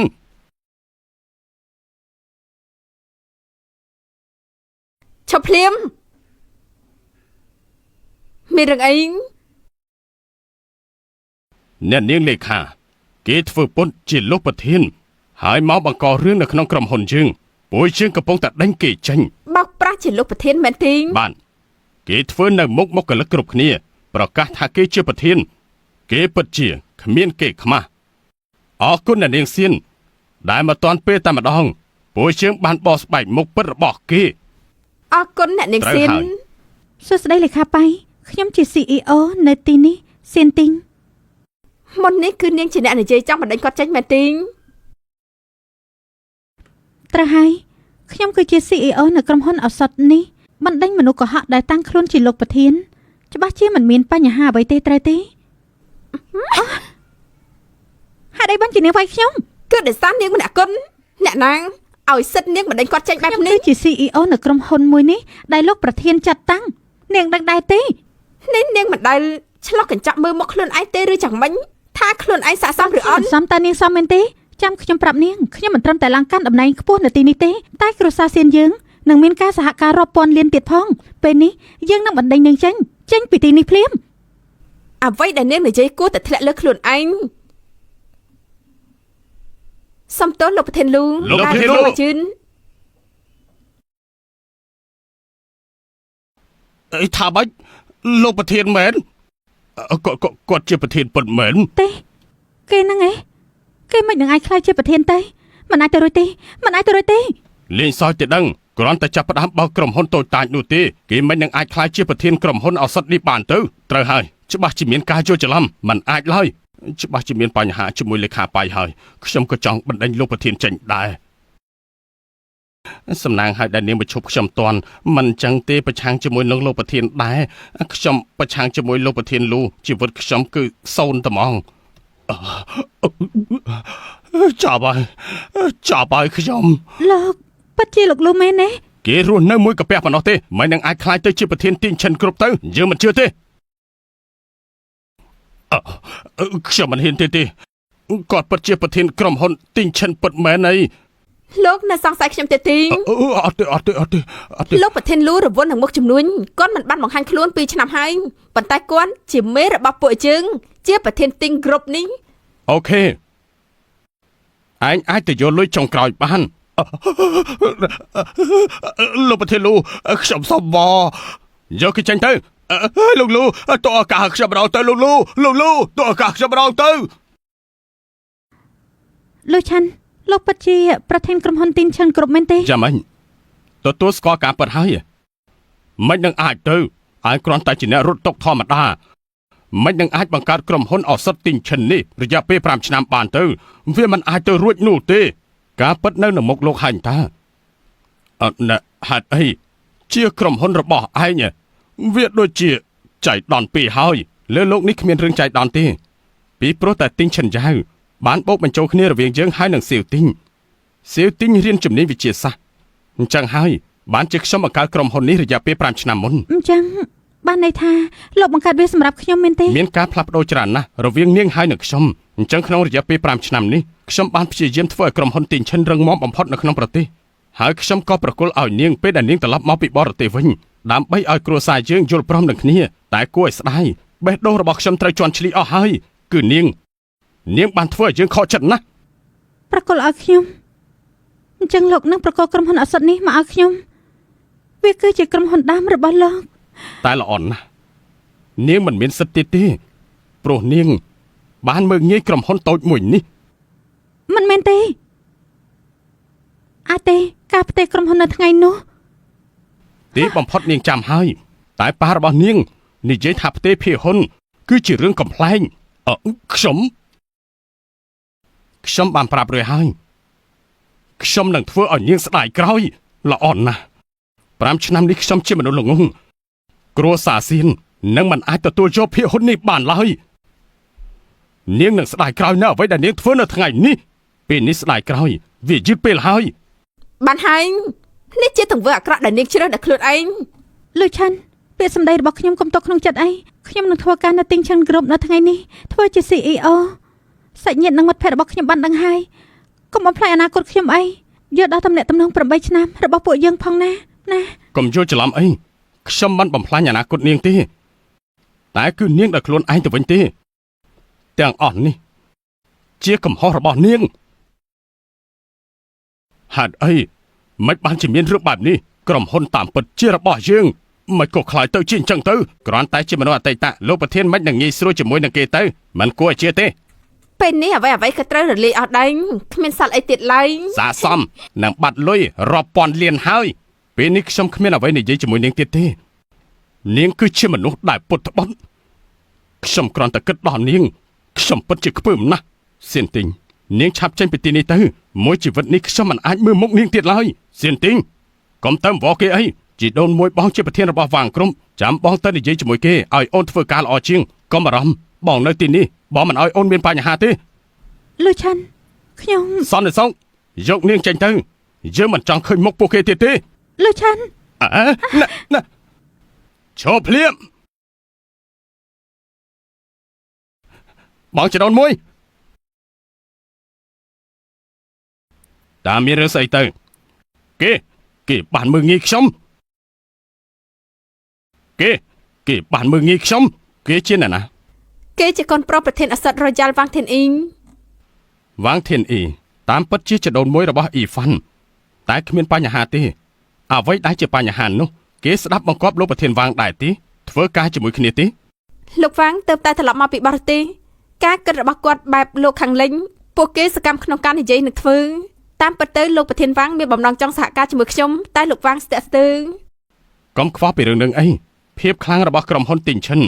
យើងគ្មានគូប្រៀបទេហើយយើងជឿថាយើងនឹងទទួលបានប៉ាតង់ពីរីងធុនអត់ទៅផងផ្នែកអសត់វ៉ាងរបស់យើងនឹងបដិសេធសហការជាមួយនឹងទីងឈិនរបស់លោកលវាងខ្ញុំក៏ចង់សួរដែរហេតុអីក៏លោកមិនចង់សហការជាមួយពួកយើងមានហេតុផលអ្វីទៅឯងមើងងាយជាដូនមួយរបស់យើងនឹងគូដណ្ដឹងរបស់គេប្រកាសណាយើងមិនចង់សហការជាមួយលោកទេលវាងខ្ញុំគិតថាលោកជាមនុស្សឆ្លាតក្រុមហ៊ុនអសត់វ៉ាងមានបទពិសោធន៍ផ្នែកព្យាបាលច្រើនហើយក្រុមហ៊ុនទីងឈិនមានគ្រឿងបរិក្ខារច្រើនយើងនឹងមានបំណងសហការដ៏ល្អមន្ទីរពិសោធន៍រីងធុនមានការចងចាំល្អណាស់គឺលោកត្រូវការដៃក្រុមហ៊ុនវ៉ារបស់យើងប្រើប្រាស់ប៉ុណ្ណោះដើម្បីទទួលបានជោគជ័យសម្រាប់មន្ទីរពិសោធន៍របស់លោកបើគ្មានក្រុមហ៊ុនវ៉ាងជាងទេតើក្រុមហ៊ុនទីងឈិនលោកមានន័យអីនៅក្នុងឧស្សាហកម្មទៅ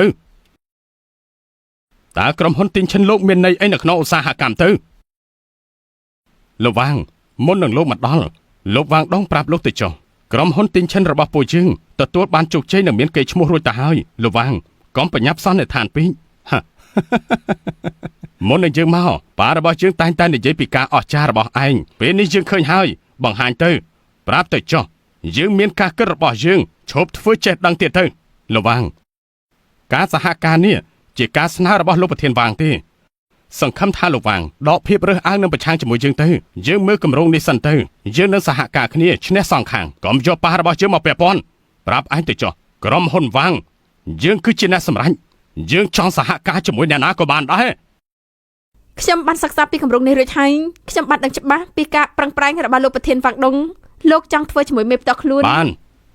ប្រាប់ឯងទៅចុះក្រុមហ៊ុនវ៉ាងរបស់យើងចង់ផលិតចំណេញខ្ពស់ត្រឡប់មកវិញហើយទំនិញរបស់ឯងនឹងធ្លាក់ថ្លៃទាប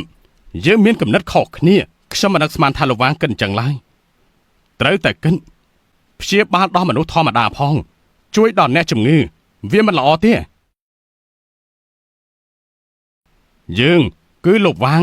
មិនមែនជាទេវតាទេឯងដឹងទេការចាក់ថ្នាំបង្ការអាចនឹងលក់បានរាប់ពាន់លានទៅកាន់សហរដ្ឋអាមេរិកត្រូវហើយយើងធ្វើការចម្លងនិងទទួលការចំណេញច្រើន មែនហើយច្បាស់ជាអញ្ចឹងហើយ ប្រទេសអ្នកមានដូចជាសហរដ្ឋអាមេរិកស្វាគមន៍តែអ្នកមានទេសម្រាប់អ្នកហៃឈឹងគឺមិនអាចទៅរួចទេយើងបានបញ្ចប់ថ្នាក់បណ្ឌិតហិរញ្ញវត្ថុសាលាល្បីនៅសហរដ្ឋអាមេរិកនិងអនុបណ្ឌិតផ្នែកវិទ្យាសាស្ត្រចំណែកឯងវិញគ្រាន់តែបញ្ចប់ពីមហាវិទ្យាល័យធម្មតាចង់មកបង្រៀនយើងផងគួរឲ្យអស់សំណើចមែនទែនមនុស្សខ្លះគិតថាបើក្រុមហ៊ុនតូចអាចជន់ឈ្លីគេបានហើយពិតជាមិនប្រមាណខ្លួនឡើយមើលទៅលោកវ៉ាង ពិតជាមិនចង់សហការជាមួយទីងឈិនហើយតែការសម្រេចចិត្តរបស់លោកតើប៉ារបស់លោកដឹងហើយនៅយើងប្រាប់ឯងម្ដងទៀតយើងជាអ្នកសម្រេចចិត្តលើក្រុមហ៊ុនរបស់យើងឈប់និយាយជាមួយយើងទៀតទៅអាសត្វជីវសាស្ត្រស្រាវជ្រាវអភិវឌ្ឍត្រូវការលុយជាច្រើនពេលវេលាច្រើនចំណូលទាបចំណាយពេលប្រហែលជាមួយទសវត្សរ៍រកលុយមិនបានឡើយយើងបានអភិវឌ្ឍបានដោយប្រសិទ្ធភាពប៉ុនយើងច្បាស់ជារកលុយបានមិនខានត្រូវហើយរកលុយបានប៉ុន្តែក៏គួរតែមានមនសិការផងការព្យាបាលជំងឺមហារីកពេលនេះការចម្លងសែននិងរោគវិនិច្ឆ័យពិតជាថ្លៃណាស់អ្នកជំងឺធម្មតាគឺមិនអាចមានលទ្ធភាពព្យាបាលឡើយអ្វីដែលយើងធ្វើនេះគឺកាត់បន្ថយតម្លៃក្នុងការធ្វើរោគវិនិច្ឆ័យផ្ដល់ភាពងាយស្រួលដល់មនុស្សធម្មតាមិនគិតតែលុយមួយមុខទេយើងមិនក្បត់មនសិការខ្លួនឯងឡើយលោកឈិនលោកគិតថាលោកជាប្រពុតមែនទេលោកដឹងទេការវិនិច្ឆ័យដោះសែន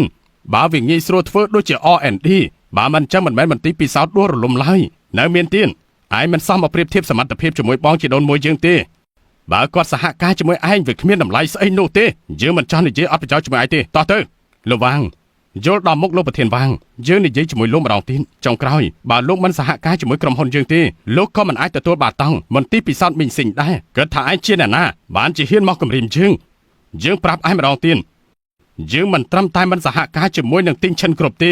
យើងនឹងបណ្ដេញឯងចេញពីការបង្រៀនជំនាញវាមិនពិបាកទេមិនយល់ទេក្រុមហ៊ុនទីងឈិននឹងគ្មានអ្វីទាំងអស់តើបានន័យថាម៉េចទៅឈុំនិយាយអត់ប្រយោជន៍ជាមួយគេទៅស្អែកយើងនឹងឲ្យឯងងាប់ដោយគ្មានដីកប់ទៅយើងលោកវាងបើសិនជាលោកដើរចេញពីទ្វារនៅថ្ងៃនេះលោកនឹងមិនអាចសហការជាមួយនឹងទីងឈិនគ្រប់យើងទៀតឡើយ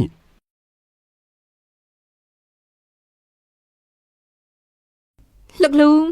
គួរធ្វើចាំទៅមេធាវីជាច្រើនដែលមានមន្ទីរពិសោធន៍នៅក្នុងស្រុកដែលត្រូវការតាក់ទងទៅលោកលីឲ្យខ្ញុំចាង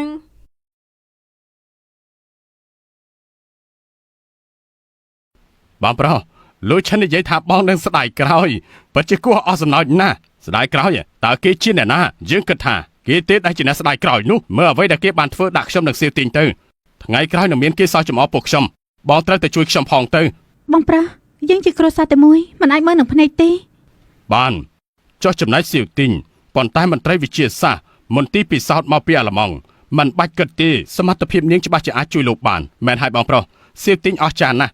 ថ្ងៃអនាគតពលយើងច្បាស់ជាពឹងលើបងហើយកុំបារម្ភអីថ្ងៃស្អែកនឹងមានការប្រជុំនៅមន្ទីរពិសោធន៍លេងសានយើងច្បាស់ជាប្រកាសជាសាធារណៈអំពីអ្វីដែលបានកើតឡើងយើងចង់ឲ្យគេដឹងថាក្រុមហ៊ុនទីងឈិនគឺគ្មានអ្វីអស់ចាននោះទេលោកវាងប៉ាហេតុអីក៏ប៉ាមកទីនេះយ៉ាងម៉េចហើយមានអីទៀតក្រៅពីរឿងសហការជាមួយក្រុមហ៊ុនទីងក្រុមលោកប៉ាកុំបារម្ភខ្ញុំដឹងថាត្រូវធ្វើយ៉ាងម៉េចហើយលោកប៉ាកុំបារម្ភខ្ញុំដឹងថាត្រូវធ្វើយ៉ាងម៉េចហើយការសហការជាមួយទីងក្រុមពេលនេះត្រូវតែចាប់ឱកាសនេះឲ្យបានកុំឲ្យអ្នកផ្សេងយកបានឲ្យសោះវាជាឱកាសរបស់ពួកយើងហើយការសហការរលាយហើយដោយសារតែក្មេងម្នាក់នោះប្រហើនពេកខ្ញុំសោកស្ដាយចំពោះប៉ាខ្លាំងណាស់មិនបានជាយើងបង្កើតកូនល្ងងអត់បានការដូចជាឯងទៅនិយាយផ្ដេសផ្ដាស់ស្អីទៅឯងគួរតែយកចិត្តទុកដាក់បន្តិចសមត្ថភាពនិងបទពិសោធន៍គួរតែរៀនបន្ថែមទៀតទៅបានសរសើរគេរាល់ថ្ងៃទីជារបស់ខ្ញុំស្ដាប់មិនចូលទេត្រូវហើយហេតុអីបានជាប៉ាសរសើរគេរាល់ថ្ងៃខ្ញុំជាកូនល្អបំផុតរបស់ប៉ាដឹងទេបើប្រៀបធៀបចំណេះដឹងខ្ញុំប្រសើរជាងគេឆ្ងាយណាស់ហេតុអីបានជាឲ្យខ្ញុំទៅរៀនពីគេមានស្អីប្រៀបធៀបជាមួយខ្ញុំទៅឯងនិយាយផ្ដេសផ្ដាស់ស្អីហ្នឹងលោកពូគេរៀនចប់មហាវិទ្យាល័យធម្មតាមិននឹងអាចប្រៀបជាមួយបងប្រុសទៅពួកឯងនិយាយអត់បានការស្អីមិនស្ដាប់អ្នកជំវិញនឹងវេទនានៅមុខឯង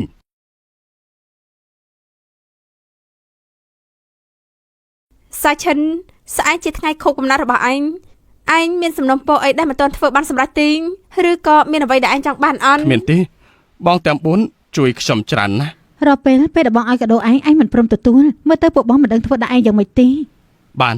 អញ្ចឹងពេលនេះសម្រាប់លើបងចុះអូខេធ្វើអញ្ចឹងបានល្អបងទី1នឹងរៀបចំកាដូល្អបំផុតសម្រាប់ឯងស្អែកនេះនឹងបានដឹង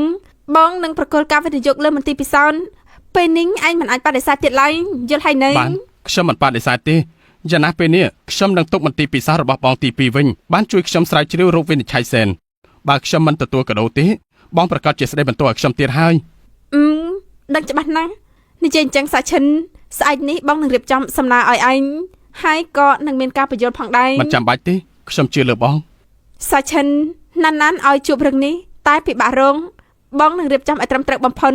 បងមិនឲ្យឯងបាក់មុខឡើយ អាចធ្វើអ្វីបានទេ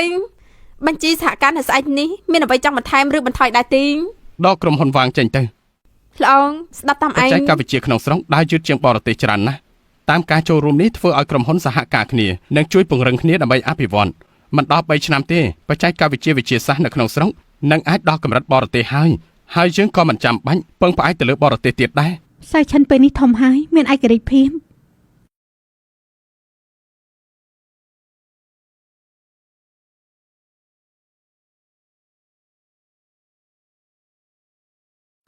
សួស្តី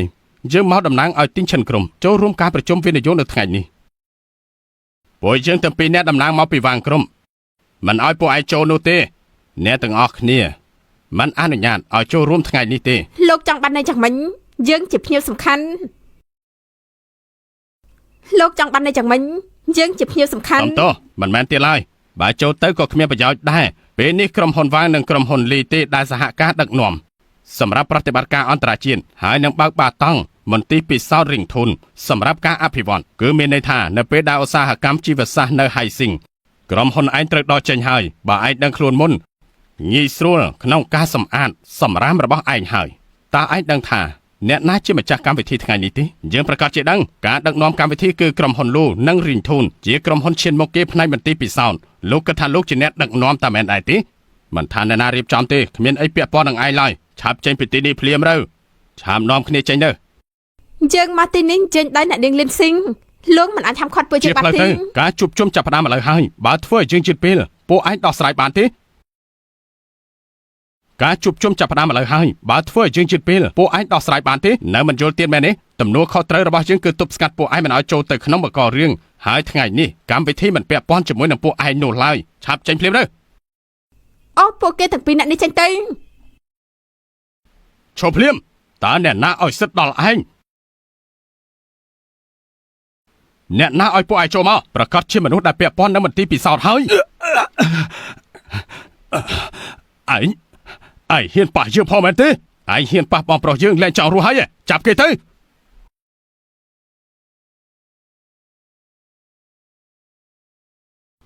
ងហ៊ានបញ្ឈប់យើង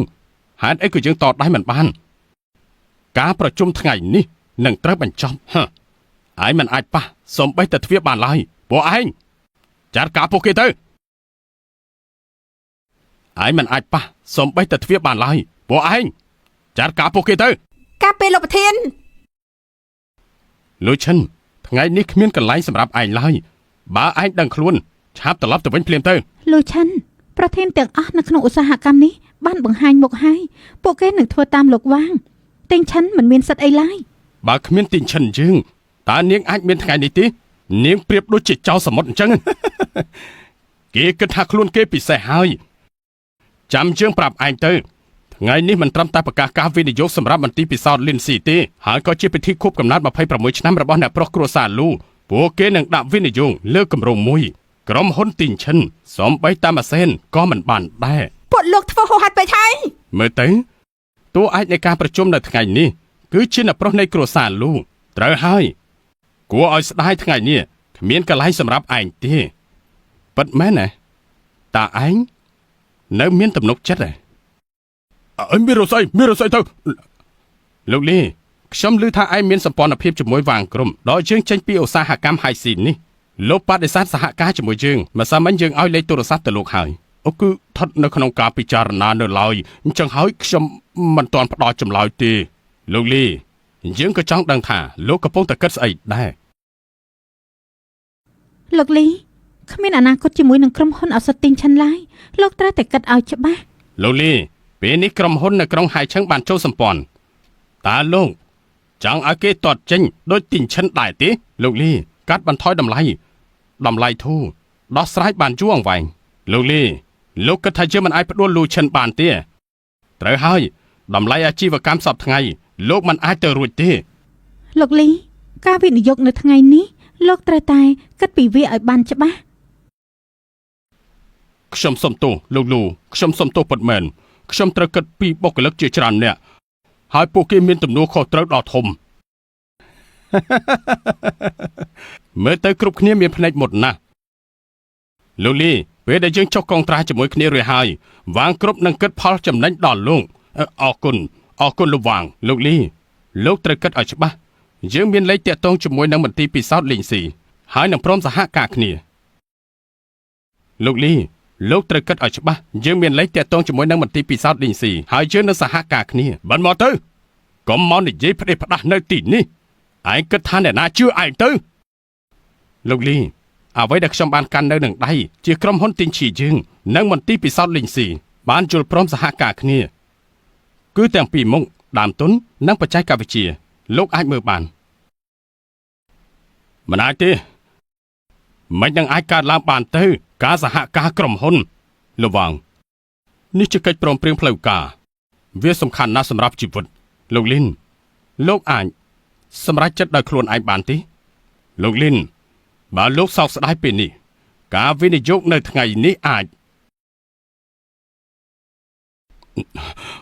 ខ្ញុំពិតជាសុំទោសលោកពិតមែនខ្ញុំគិតពីអនាគតនៃលីគ្រប់របស់ខ្ញុំដែរគឺខ្ញុំបានគិតវាហើយខ្ញុំសម្រេចធ្វើជាដៃគូជាមួយនឹងវាងគ្រប់លោកលីងលោកសាក់កិនម្ដងទៀតទៅក្រុមហ៊ុនទិញឈិនយើងមិនមែនធម្មតានៅហែកឆាំងឡើយលោកលីកុំបារម្ភអីកិច្ចការគ្រួសាររបស់យើងលីនស៊ីងអស់ចាទិញឈិនអាក្រក់ជាងគេនៅហែកឆាំង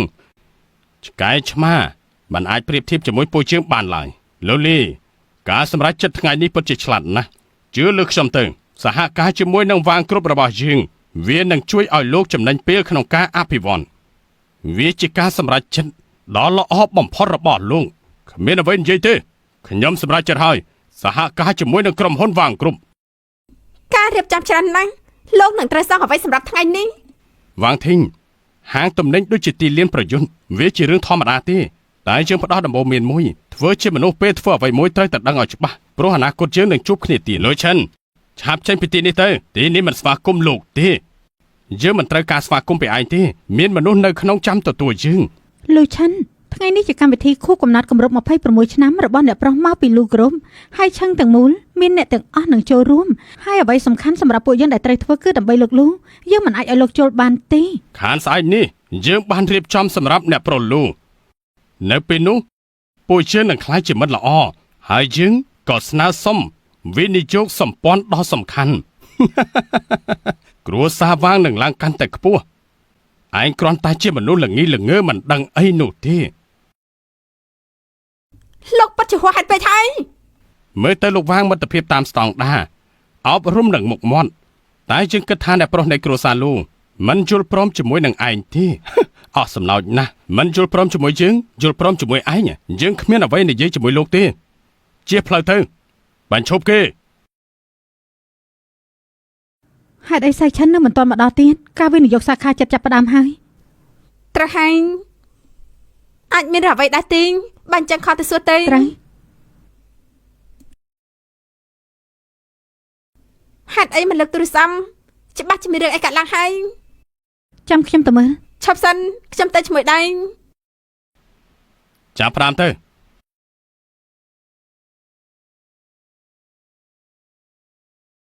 ពេលនេះមន្ត្រីនិងមនុស្សសំខាន់មកដល់អស់ហើយច្បាស់ជាចប់មិនខាន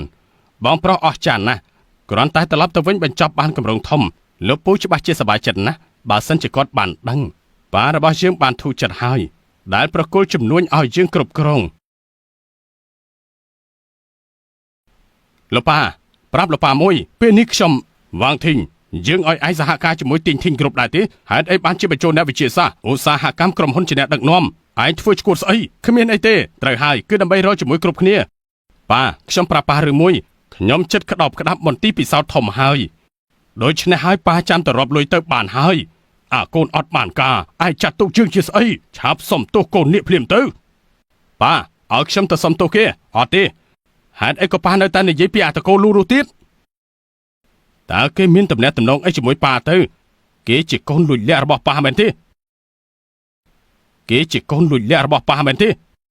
អាកូនចង្រៃតាមពិតបញ្ហាមិនទាន់លេចលឺនៅឡើយទេពេលនេះយើងប្រាប់ឯងអ្នកគ្រប់គ្រងមន្ទីរពិសោធន៍លីងស៊ីងបងប្រុសចាប់ដល់មកហើយរកកន្លែងអង្គុយទៅបានហើយប៉ាការជួបជុំចាប់ផ្ដើមហើយអ្នកគ្រប់គ្រងមន្ទីរពិសោធន៍លីងស៊ីងគឺលូឈិន ចាប់ហើយមិននឹកស្មានថាលោកវាងធ្វើអញ្ចឹងសោះលោកលូមិនក៏លោកនៅអាចសាច់បានទៀត កុំបារម្ភបន្តិចទៀតនឹងមានគេឲ្យពួកយើងចូលទៅហើយ សាឈិនកម្មវិធីចិត្តចាប់ផ្ដើមហើយអញនៅទីនេះធ្វើអីហេតុអីក៏មិនចូលទៅក្នុងកម្មវិធីចិត្តចាប់ផ្ដើមហើយអញនៅទីនេះធ្វើអីមិនក៏មិនចូលទៅក្នុង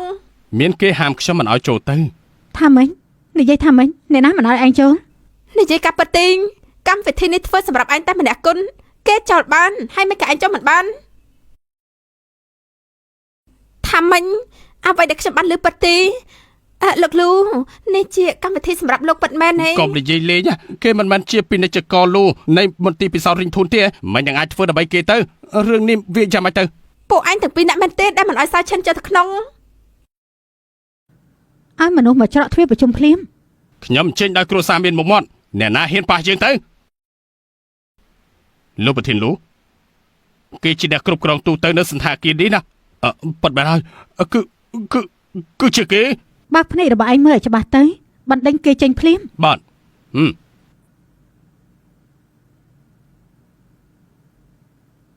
សើឈិនអញចូលទៅមុនទៅពួកបងដោះស្រាយបញ្ហានេះសិនសួស្តីភ្ញៀវកិត្តិយសទាំងឡាយសូមទោសសម្រាប់កម្មវិធីពេលនេះម្ចាស់សំខាន់នៃកម្មវិធីមិនទាន់មកដល់ទេដូចនេះហើយកម្មវិធីបណ្ដោះអាសន្នសូមពន្យាពេល20នាទី យល់ច្រឡំទេដឹងម្ចាស់កម្មវិធីមិនតមកដល់ហើយពួកជាងគ្រប់គ្នានៅចាំទីនេះមិនក៏មានរឿងច្រើនម្ល៉េះខ្ញុំនិយាយអត់ប្រយោជន៍ទៅគេជាអ្នកដឹកនាំមន្ទីរពិសោធន៍នេះគេមកយឺតយើងរងចាំបន្តិចទៅខ្ញុំនិយាយបានថាខុសកំណត់នេះគឺពិនិត្យខ្លាំងណាស់ខ្ញុំលើថាលោកលូគឺជាកូនប្រុសតែម្នាក់គត់នៅក្នុងគ្រួសារលូជាសំណប់ចិត្តអញ្ចឹងត្រូវតែមានទំនាក់ទំនងល្អជាមួយនឹងអ្នកប្រុសលូបងហាញពីការយកចិត្តទុកដាក់កុំផ្ដេសផ្ដាស់ជាមួយគេឲ្យសោះហាយល់ហើយ សូមគោរពអញ្ជើញម្ចាស់កម្មវិធីនៅថ្ងៃនេះអញ្ជើញអ្នកនាងលូឡើងមកលើវេទិកាអ្នកនាងលូតើអាចដែរទេដូចជាធ្លាប់លើឈ្មោះនៅកន្លែងណា អ្នកនាងទី2នៃគ្រួសារលូគឺជាអ្នកស្រាវជ្រាវកំពូលលូយីង មិនអាចទេ គេបានលេចមុខនៅក្នុងកម្មវិធីស្វាគមន៍របស់សៀវទីងអ្នកនាងលូយីង សួស្តីខ្ញុំលូយីងជាម្ចាស់មន្ទីរពិសោធន៍លីងស៊ីង នាយកមន្ទីរពិសោធន៍លីងស៊ីងតាមពិតជាអ្នកនាងទី2គ្រួសារលូ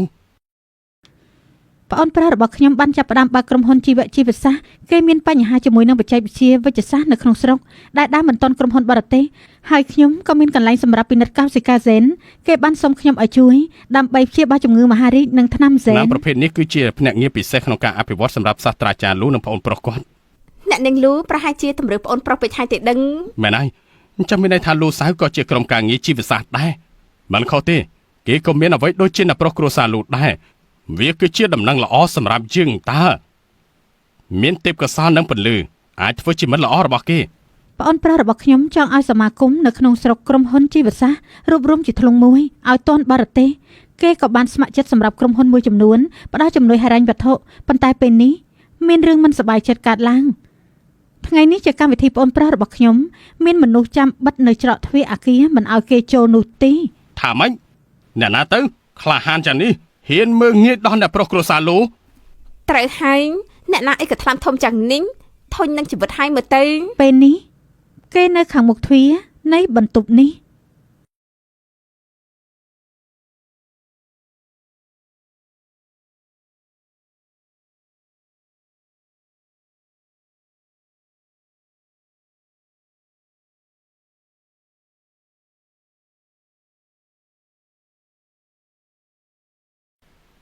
នៅមាត់ទ្វារខាងមុខតើមានរឿងស្អីទៅកូនជំនួយប៉ាហេតុអីក៏វាយខ្ញុំតើមានរឿងស្អីទៅឯងចាំថាយើងជាប៉ាឯងដែរស្ដាប់សម្ដីយើងទេបើយើងមកយឺតថ្ងៃនេះក្រុមហ៊ុននឹងរលាយក្នុងដៃឯងហើយប៉ាតើប៉ានិយាយស្អីហ្នឹងហេតុអីក៏ប៉ាមកខឹងខ្ញុំអញ្ចឹងឯងនឹងមានមុខមកសួរថាយើងហេតុអីខឹងឯងទៀតពេលយើងឲ្យប្រាក់ខែឯងយើងប្រាប់អីឯងខ្លះយើងឲ្យឯងសហការជាមួយទីងឈិនក្រុមយើងបានឲ្យឯងតាក់ទងជាមួយនឹងអ្នកប្រុសលូតែឯងនៅពីក្រោយខ្នងបែរជាប្រឆាំងជាមួយអ្នកប្រុសលូឈិនឯងពិតជាអស្ចារ្យណាស់ខ្ញុំមិនដឹងថាប៉ាចង់និយាយស្អីទេបានហើយខ្ញុំមិនចង់ធ្វើការជាមួយគេ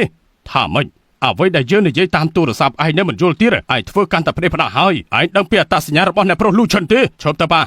នៅពេលនេះខ្ញុំបានដាក់ឧស្សាហកម្មទាំងអស់នៅហៃឈឹងយើងនឹងចងសម្ព័ន្ធហើយខ្ញុំក៏បានដកទីងឈិនចេញដែរនៅពេលនោះ ខ្ញុំនឹងមានឧបសម្ព័ន្ធជាមួយនឹងលីងស៊ីងតើมันល្អទេអីប៉ាមែនហើយលោកពូតាមពិតទៅលូឈិនបន្ទាបតម្លៃដោយចេតនាប្រឆាំងនឹងគ្រប់គ្នាបងប្រុសដឹកនាំគ្រប់គ្នាកាន់តែមានបានគេធ្វើមិនខុសទេអរគុណលោកវាងដែលធ្វើឲ្យសម្ព័ន្ធនេះកាន់តែកើនឡើងនេះឯងអត់គេខ្មាស់យើងឲ្យឯងសុំទោសលូឈិនឥឡូវនេះភ្លាមសុំទោសប៉ាឲ្យខ្ញុំសុំទោសគេហេតុអីក៏ខ្ញុំត្រូវសុំទោសអាសម្រាម្នាក់នេះទៅឈប់ធ្វើពុតជាមិនដឹងអីទៀតទៅឆាប់សុំទោសគេភ្លាមទៅឯងដឹងពីអត្តសញ្ញាណរបស់លូឈិនដែរទេឆាប់សុំទោសភ្លាមទៅឲ្យឆាប់ឡើងប៉ាត្រូវហើយខ្ញុំដឹងថាគេជានរណាឲ្យខ្ញុំសុំទោសគេគឺជាគូប្រជែងរបស់ខ្ញុំអត់ទេគេមិនសមជាដៃគូប្រជែងខ្ញុំទេខ្ញុំមិនសុំទោសគេដើម្បីចាញ់នោះឡើយអាចង្រៃឯងនេះឆាប់ឡើងឆាប់សុំទោសភ្លាមទៅបើមិនអញ្ចឹងទេក្រុមហ៊ុននឹងរលាយក្រុមដៃឯងហើយប៉ានេះប៉ាវាយខ្ញុំទៀតហើយហេតុអីក៏វាយខ្ញុំនេះដោយសារតែឯងឆាប់សុំទោសភ្លាមទៅអត់ទេខ្ញុំមិនធ្វើតាមប៉ាទេឲ្យទៅសុំទោសអ្នកដែលអន់ជាងខ្ញុំមិនទៅទេឆាប់ឡើងទៅលូខ្ញុំចាត់ទុកលោកដូចជាកូនធေါ်ហើយពេលនេះខ្ញុំយកគេមកដាក់ទោសប្រធានវាងរឿងនេះមិនពាក់ព័ន្ធជាមួយលោកទេលោកវាងគឺជាអ្នកជ្រើសរើសដោយខ្លួនឯងទេហេតុអីក៏ប៉ាសុំទោសគេតើគេអស់ចាស្អីទៅឯងជាកំហុសរបស់ខ្ញុំគេជាក្មេងមិនដឹងអីខ្ញុំនឹងឲ្យគេសុំទោសលោកខ្ញុំនឹងឲ្យគេសុំទោសលោកវាងដងលោកល្អពេកហើយខ្ញុំមិនដាច់ចិត្តទេប៉ុន្តែខ្ញុំសង្ឃឹមថាកូនប្រុសរបស់លោកចេះគោរពអ្នកដទៃផងទោះយ៉ាងណាគ្មានអ្នកណាអាចឈ្នះរហូតនៅក្នុងឧស្សាហកម្មទេខ្ញុំមិនសហការជាមួយគ្រួសារវាងទៀតទេនេះជាប្អូនប្រុសរបស់ខ្ញុំនឹងឡើងមកតើអ្នកណាជាអ្នកប្រុសលូទៅមុននេះនិយាយថាគាត់នៅខាងមុខទ្វារហេតុអីបានជាមិនឃើញលូស៊ីងអ្នកនាងលូស៊ីងអ្នកនាងលូស៊ីងរបស់ខ្ញុំលូស៊ីងកាត់អីអ្នកណាធ្វើបាបឯងមែនទេប្រាប់បងខ្ញុំមកមានអ្នកណាហ៊ានធ្វើស្អីខ្ញុំទេយើងចង់សួរឯងជាចុងក្រោយមានតំណែងតំណងអីជាមួយគ្នានៅទីនេះអញមិនស្វាគមន៍នោះទេលូស៊ីងខ្ញុំបារម្ភពីនាងខ្ញុំខ្លាចនាងត្រូវគេបោកគេមិនមែនជាមនុស្សល្អទេអារម្មណ៍ប្រែប្រួលប្រយោគមួយនេះគួរតែប្រើសម្រាប់ឯងទើបត្រូវលូឆាន់កុំគិតថាចង់ជួតារាមកជួយអីនេះគឺរវាងលោកគ្រប់និងលីនស៊ីងការវិនិយោគមន្ទីរពិសោធន៍មិនមែនការប្រគំតន្ត្រីឡើយកុំគិតទាំងអស់គ្នាមិនទាន់ដឹងឡើយអ្នកណាជាតួឯងនៅថ្ងៃនេះខ្ញុំនឹងបណ្ដឹងគេចេញភ្លាមក៏ប៉ុន្តែពេលនេះខ្ញុំពិតជាចង់ឃើញណាមើលទៅចំណុចពេលដែលដឹងការពិតដូចជានាងនឹងបើកភ្នែកធំបងទី3យើងទៅវិញទៅនិយាយថាម៉េចបងទី3ថាម៉េច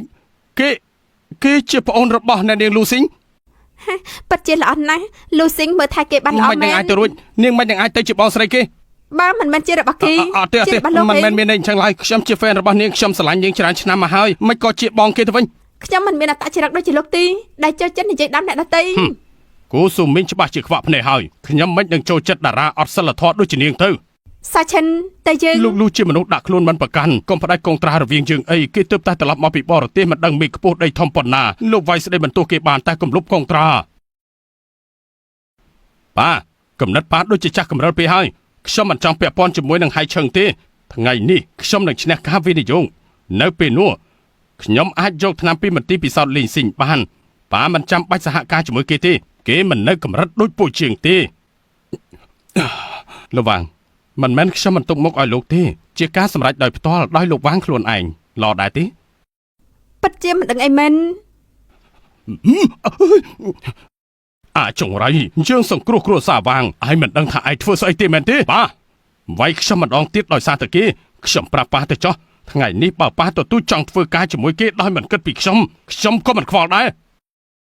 សំណាងអាក្រក់ណាស់គ្រួសារយើងរលាយហើយប៉ាជឿលើអ្នកក្រៅមិនជឿលើកូនខ្លួនឯងប្រាប់ប៉ាទៅចោះខ្ញុំមានសមត្ថភាពយកឈ្នះការវិនិយោគនៅថ្ងៃនេះពេលនោះខ្ញុំនឹងជន់ក្រុមហ៊ុនទីងឈិនឲ្យងាប់ពួកឯងនឹងស្ដាយក្រោយ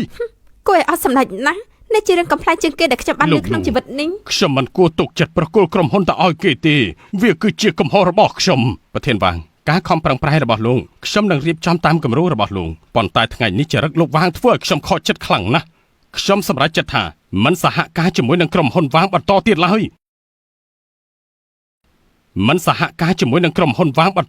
យបានហើយយើងក៏មិនសហការជាមួយឯងដែរថ្ងៃខាងមុខយើងនឹងឲ្យឯងលុតជង្គង់វល់យើងទោះបីជាឯងវល់យើងក៏ដោយក៏យើងមិនមើលមុខឯងដែរឈប់ភ្លាមរូហ្វីជាកូនមហាសេដ្ឋីតើគឺជានាងនៅគ្រួសារលូក្រុមគឺលោកមើងងាយសៅឆាន់ទៀតហើយសួស្ដីអ្នកនាងលូខ្ញុំវាងធីងមកពីក្រុមហ៊ុនវាងក្រុម វ៉ាងធីងនេះគឺជាសម្ព័ន្ធថ្នាំដែលលោកចងក្រងមានតែក្រុមហ៊ុនទិញឆិនដែលលោកដកចេញ ត្រូវហើយខ្ញុំបានចងសម្ព័ន្ធខ្នាតអន្តរជាតិដើម្បីដំឡើងតម្លៃទីផ្សារអន្តរជាតិទំហំនិងគុណភាពគឺកាន់តែច្រើនអ្នកនាងក៏អាចចូលវិនិយោគបានដែរចំនួនកន្លែងរបស់ទីងឈិនគេមិនស័ក្តិសមចូលរួមនោះទេចំនួនកន្លែងរបស់ទីងឈិនគេមិនស័ក្តិសមចូលរួមនោះទេអ្នកនាងលូវាពិតជាពិសេសខ្លាំងណាស់សម្រាប់បាតង់មន្ទីរពិសោធន៍មីងស៊ីង ត្រាស់ហើយអ្នកនាងលូកម្លាំងពួកយើងខ្លាំងជាងទិញឆិនគ្រប់ឆ្ងាយណាស់ធ្វើការជាមួយយើងជាជំរឿនល្អបំផុតហេតុអីបានជាចង់សម្ព័ន្ធនេះឡើងហើយខ្ញុំត្រូវវិនិយោគជាមួយទៅ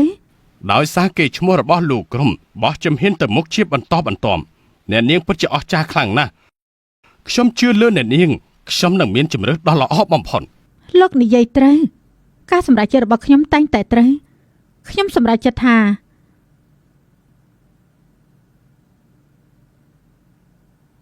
មិនវិនិយោគឡើយ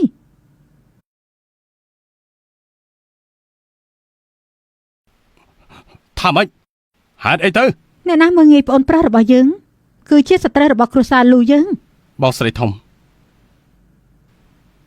បងស្រីធំ ប្អូនប្រុសហ៎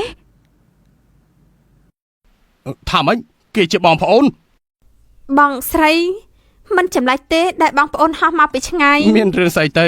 ក្រុមហ៊ុនវាងគ្រប់ចង់កំទេចទីងឈិនដោយទទួលការវិនិយោគពីលោកក្រុមមិននឹកស្មានថាគេជាបងប្អូននឹងគ្នាឡើយពេលនេះកំពុងតែជន់ដានខ្លួនឯងហើយចប់ហើយពេលនេះជាបងប្អូននឹងគ្នាបើពិតជាអ្នកប្រុសគ្រួសារលូអញ្ចឹងថ្ងៃកំណត់ដ៏ប្រណិតនេះហើយមិនមានការវិនិយោគលោកជាអ្នកប្រុសលូមែនទេហេតុអីខ្ញុំមិនធ្លាប់ឮលោកនិយាយ កិច្ចការគ្រួសាររបស់យើងមានអីពាក់ព័ន្ធជាមួយលោក លូឆាន់លោកពិតជាអ្នកប្រុសលូមែនទេជាចាស់ប្រុសមហាសេដ្ឋីហ៎ មិននឹងអាចទៅគេធ្លាប់រត់តុកហើយដើម្បីយកលុយទៅរៀនខ្ញុំមិនជឿទេគេធ្លាប់ស្នើសុំអាហារូបករណ៍ទៀតផងគេមិននឹងអាចទៅ មើលតែលោកដូចជាសង្ស័យអត្តសញ្ញាណសៅឆិនណាខ្ញុំចាប់អារម្មណ៍ឆ្លើយនឹងសំណួររបស់លោកចាស់ អ្នកណាដែលបានមើងងាយសាឈិនបងប្អូនស្រីរបស់យើងទាំង3នាក់នឹងមិនលើកលែងឲ្យដាច់ខាន ថ្ងៃនេះជាថ្ងៃខួបកំណើតរបស់សៅឆិនត្រូវចាំឲ្យច្បាស់ដកការសហការទាំងអស់ពីក្រុមហ៊ុនវាងនិងសៀនមិនពាក់ព័ន្ធទៀតឡើយក្រុមហ៊ុនណាដែលពាក់ព័ន្ធនឹងគេត្រូវផ្ដាច់ទាំងអស់ប្រធានវាងដែលសហការនឹងគ្រួសារសៀនជាស្ត្រីរបស់គ្រួសារលូយើង អាឡូ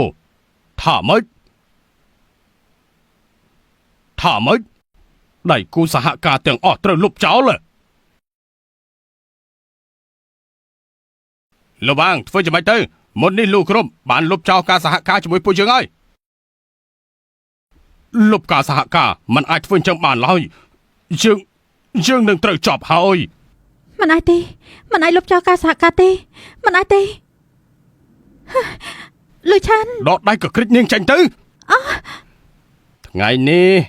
អាកាសធាតុប្រែប្រួលហើយ គ្រួសារវាងនិងគ្រួសារសៀនច្បាស់ជាចាំមិនខានទីអ្នកណាធ្វើអាក្រក់ដាក់គេធ្វើអាក្រក់ដាក់គ្រួសារលូ អ្នកប្រុសលូជាកូនប្រុសតែម្នាក់គត់របស់គ្រួសារលូថ្នាក់ថ្នមគេដូចជាកែវចរណៃអញ្ចឹងពេលនេះដូចជាយកពងមាន់ជល់នឹងថ្មហើយ លូឆាន់កុំលុបចោលការសហការអីទោះបីលោកវាយស្ដីបន្ទោសខ្ញុំក៏ខ្ញុំព្រមទាំងអស់ សុំទោសផង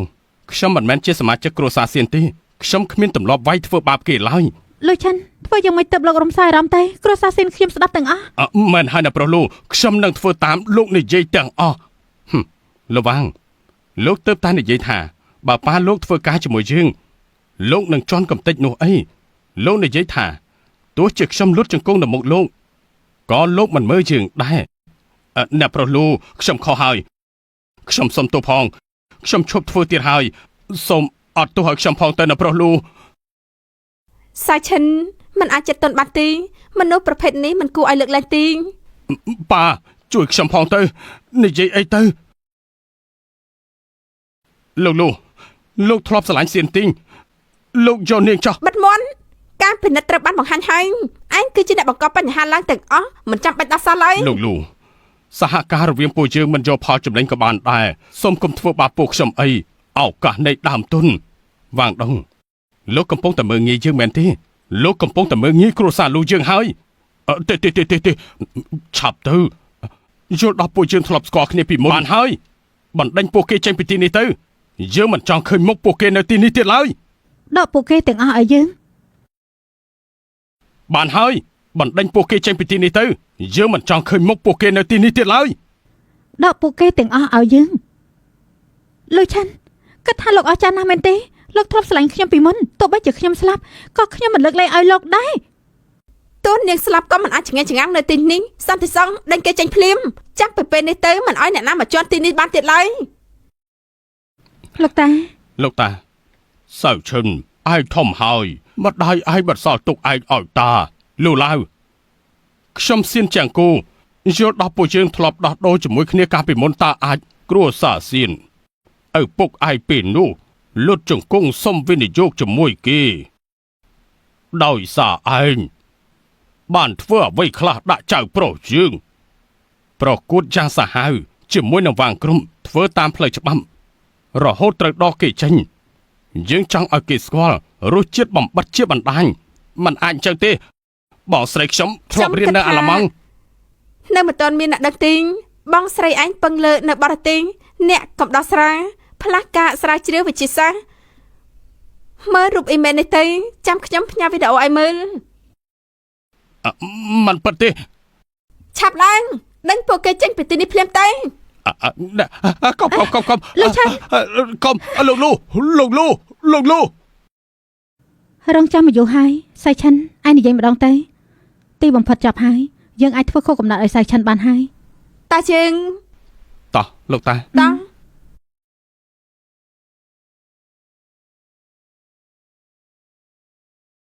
ពេលនេះលោកប្រធាននៃអូរ៉េនក្រុមលោកលូឆាន់នឹងមានមតិខ្លះ ជាកិត្តិយសណាស់ដែលអញ្ជើញអ្នកទាំងអស់គ្នាមកថ្ងៃនេះខ្ញុំសូមណែនាំរឿងមួយការងារពិតប្រាកដបង្កើតថ្មីសម្រាប់ព្យាបាលសែនខ្ញុំចង់អញ្ជើញដៃគូជាច្រើនធ្វើឲ្យផ្នែកវិទ្យាសាស្ត្ររបស់យើងកាន់តែធំនិងខ្លាំងជាមួយគ្នាកាត់បន្ថយមហារីកនិងជំងឺសែននេះជាជំហានដំបូងផ្លូវដ៏វែងឆ្ងាយក៏ជារបបកំហើញឆ្ពោះទៅមុខខ្ញុំជឿថាផ្នែកវិទ្យាសាស្ត្រនឹងកាន់តែអស្ចារ្យកើនឡើងសូមអរគុណ ខ្ញុំនឹងវិនិយោគ20លានជាដើមទុនសម្រាប់ផ្ដាំគម្រោងនិងដើម្បីការផលិតថ្នាំក៏ជាកាដូសម្រាប់បងប្រុសខ្ញុំដែររីករាយថ្ងៃកំណត់26ឆ្នាំ ខ្ញុំនឹងវិនិយោគ10លានយួនសម្រាប់បងប្រុសជាកាដូថ្ងៃខួបកំណើត ពិតជាច្រើនខ្លាំងណាស់នេះជាកងដៃគុជនាគរាជដែលប៉ារបស់ចៅបន្សល់ទុកឲ្យចៅថ្ងៃនេះតានឹងប្រគល់ឲ្យចៅសង្ឃឹមថាចៅនឹងក្លាយជាអ្នកដឹកនាំគ្រួសារថែឲ្យបានល្អអរគុណលោកតាសូមលោកតាទុកចិត្តលើចៅម្នាក់នេះចុះ រីករាយថ្ងៃកំណត់សៅឆាន់ អរគុណលោកតាអរគុណបងស្រីប៉ាម៉ាក់ខ្ញុំមិនធ្វើឲ្យប៉ាម៉ាក់អស់សង្ឃឹមទេខ្ញុំនឹងធ្វើឲ្យតម្លៃទៀមសម្រាប់មនុស្សគ្រប់គ្នាហើយជាថ្នាំល្អ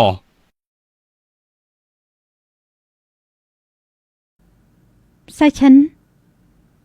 នេះគឺទីងឆាន់របាយការណ៍ហិរញ្ញវត្ថុរយៈពេល3ខែក្រុមហ៊ុនដែលឯងចាប់ផ្ដើមសម្រាប់សៀនទីងវាជោគជ័យខ្លាំងណាស់ ត្រូវឲ្យបងប្រុសពួកគេទាំងអស់ត្រូវខ្សែធនហើយសៀនទីងគេសិក្សាសិភើខុសហើយក៏បានហាយចោល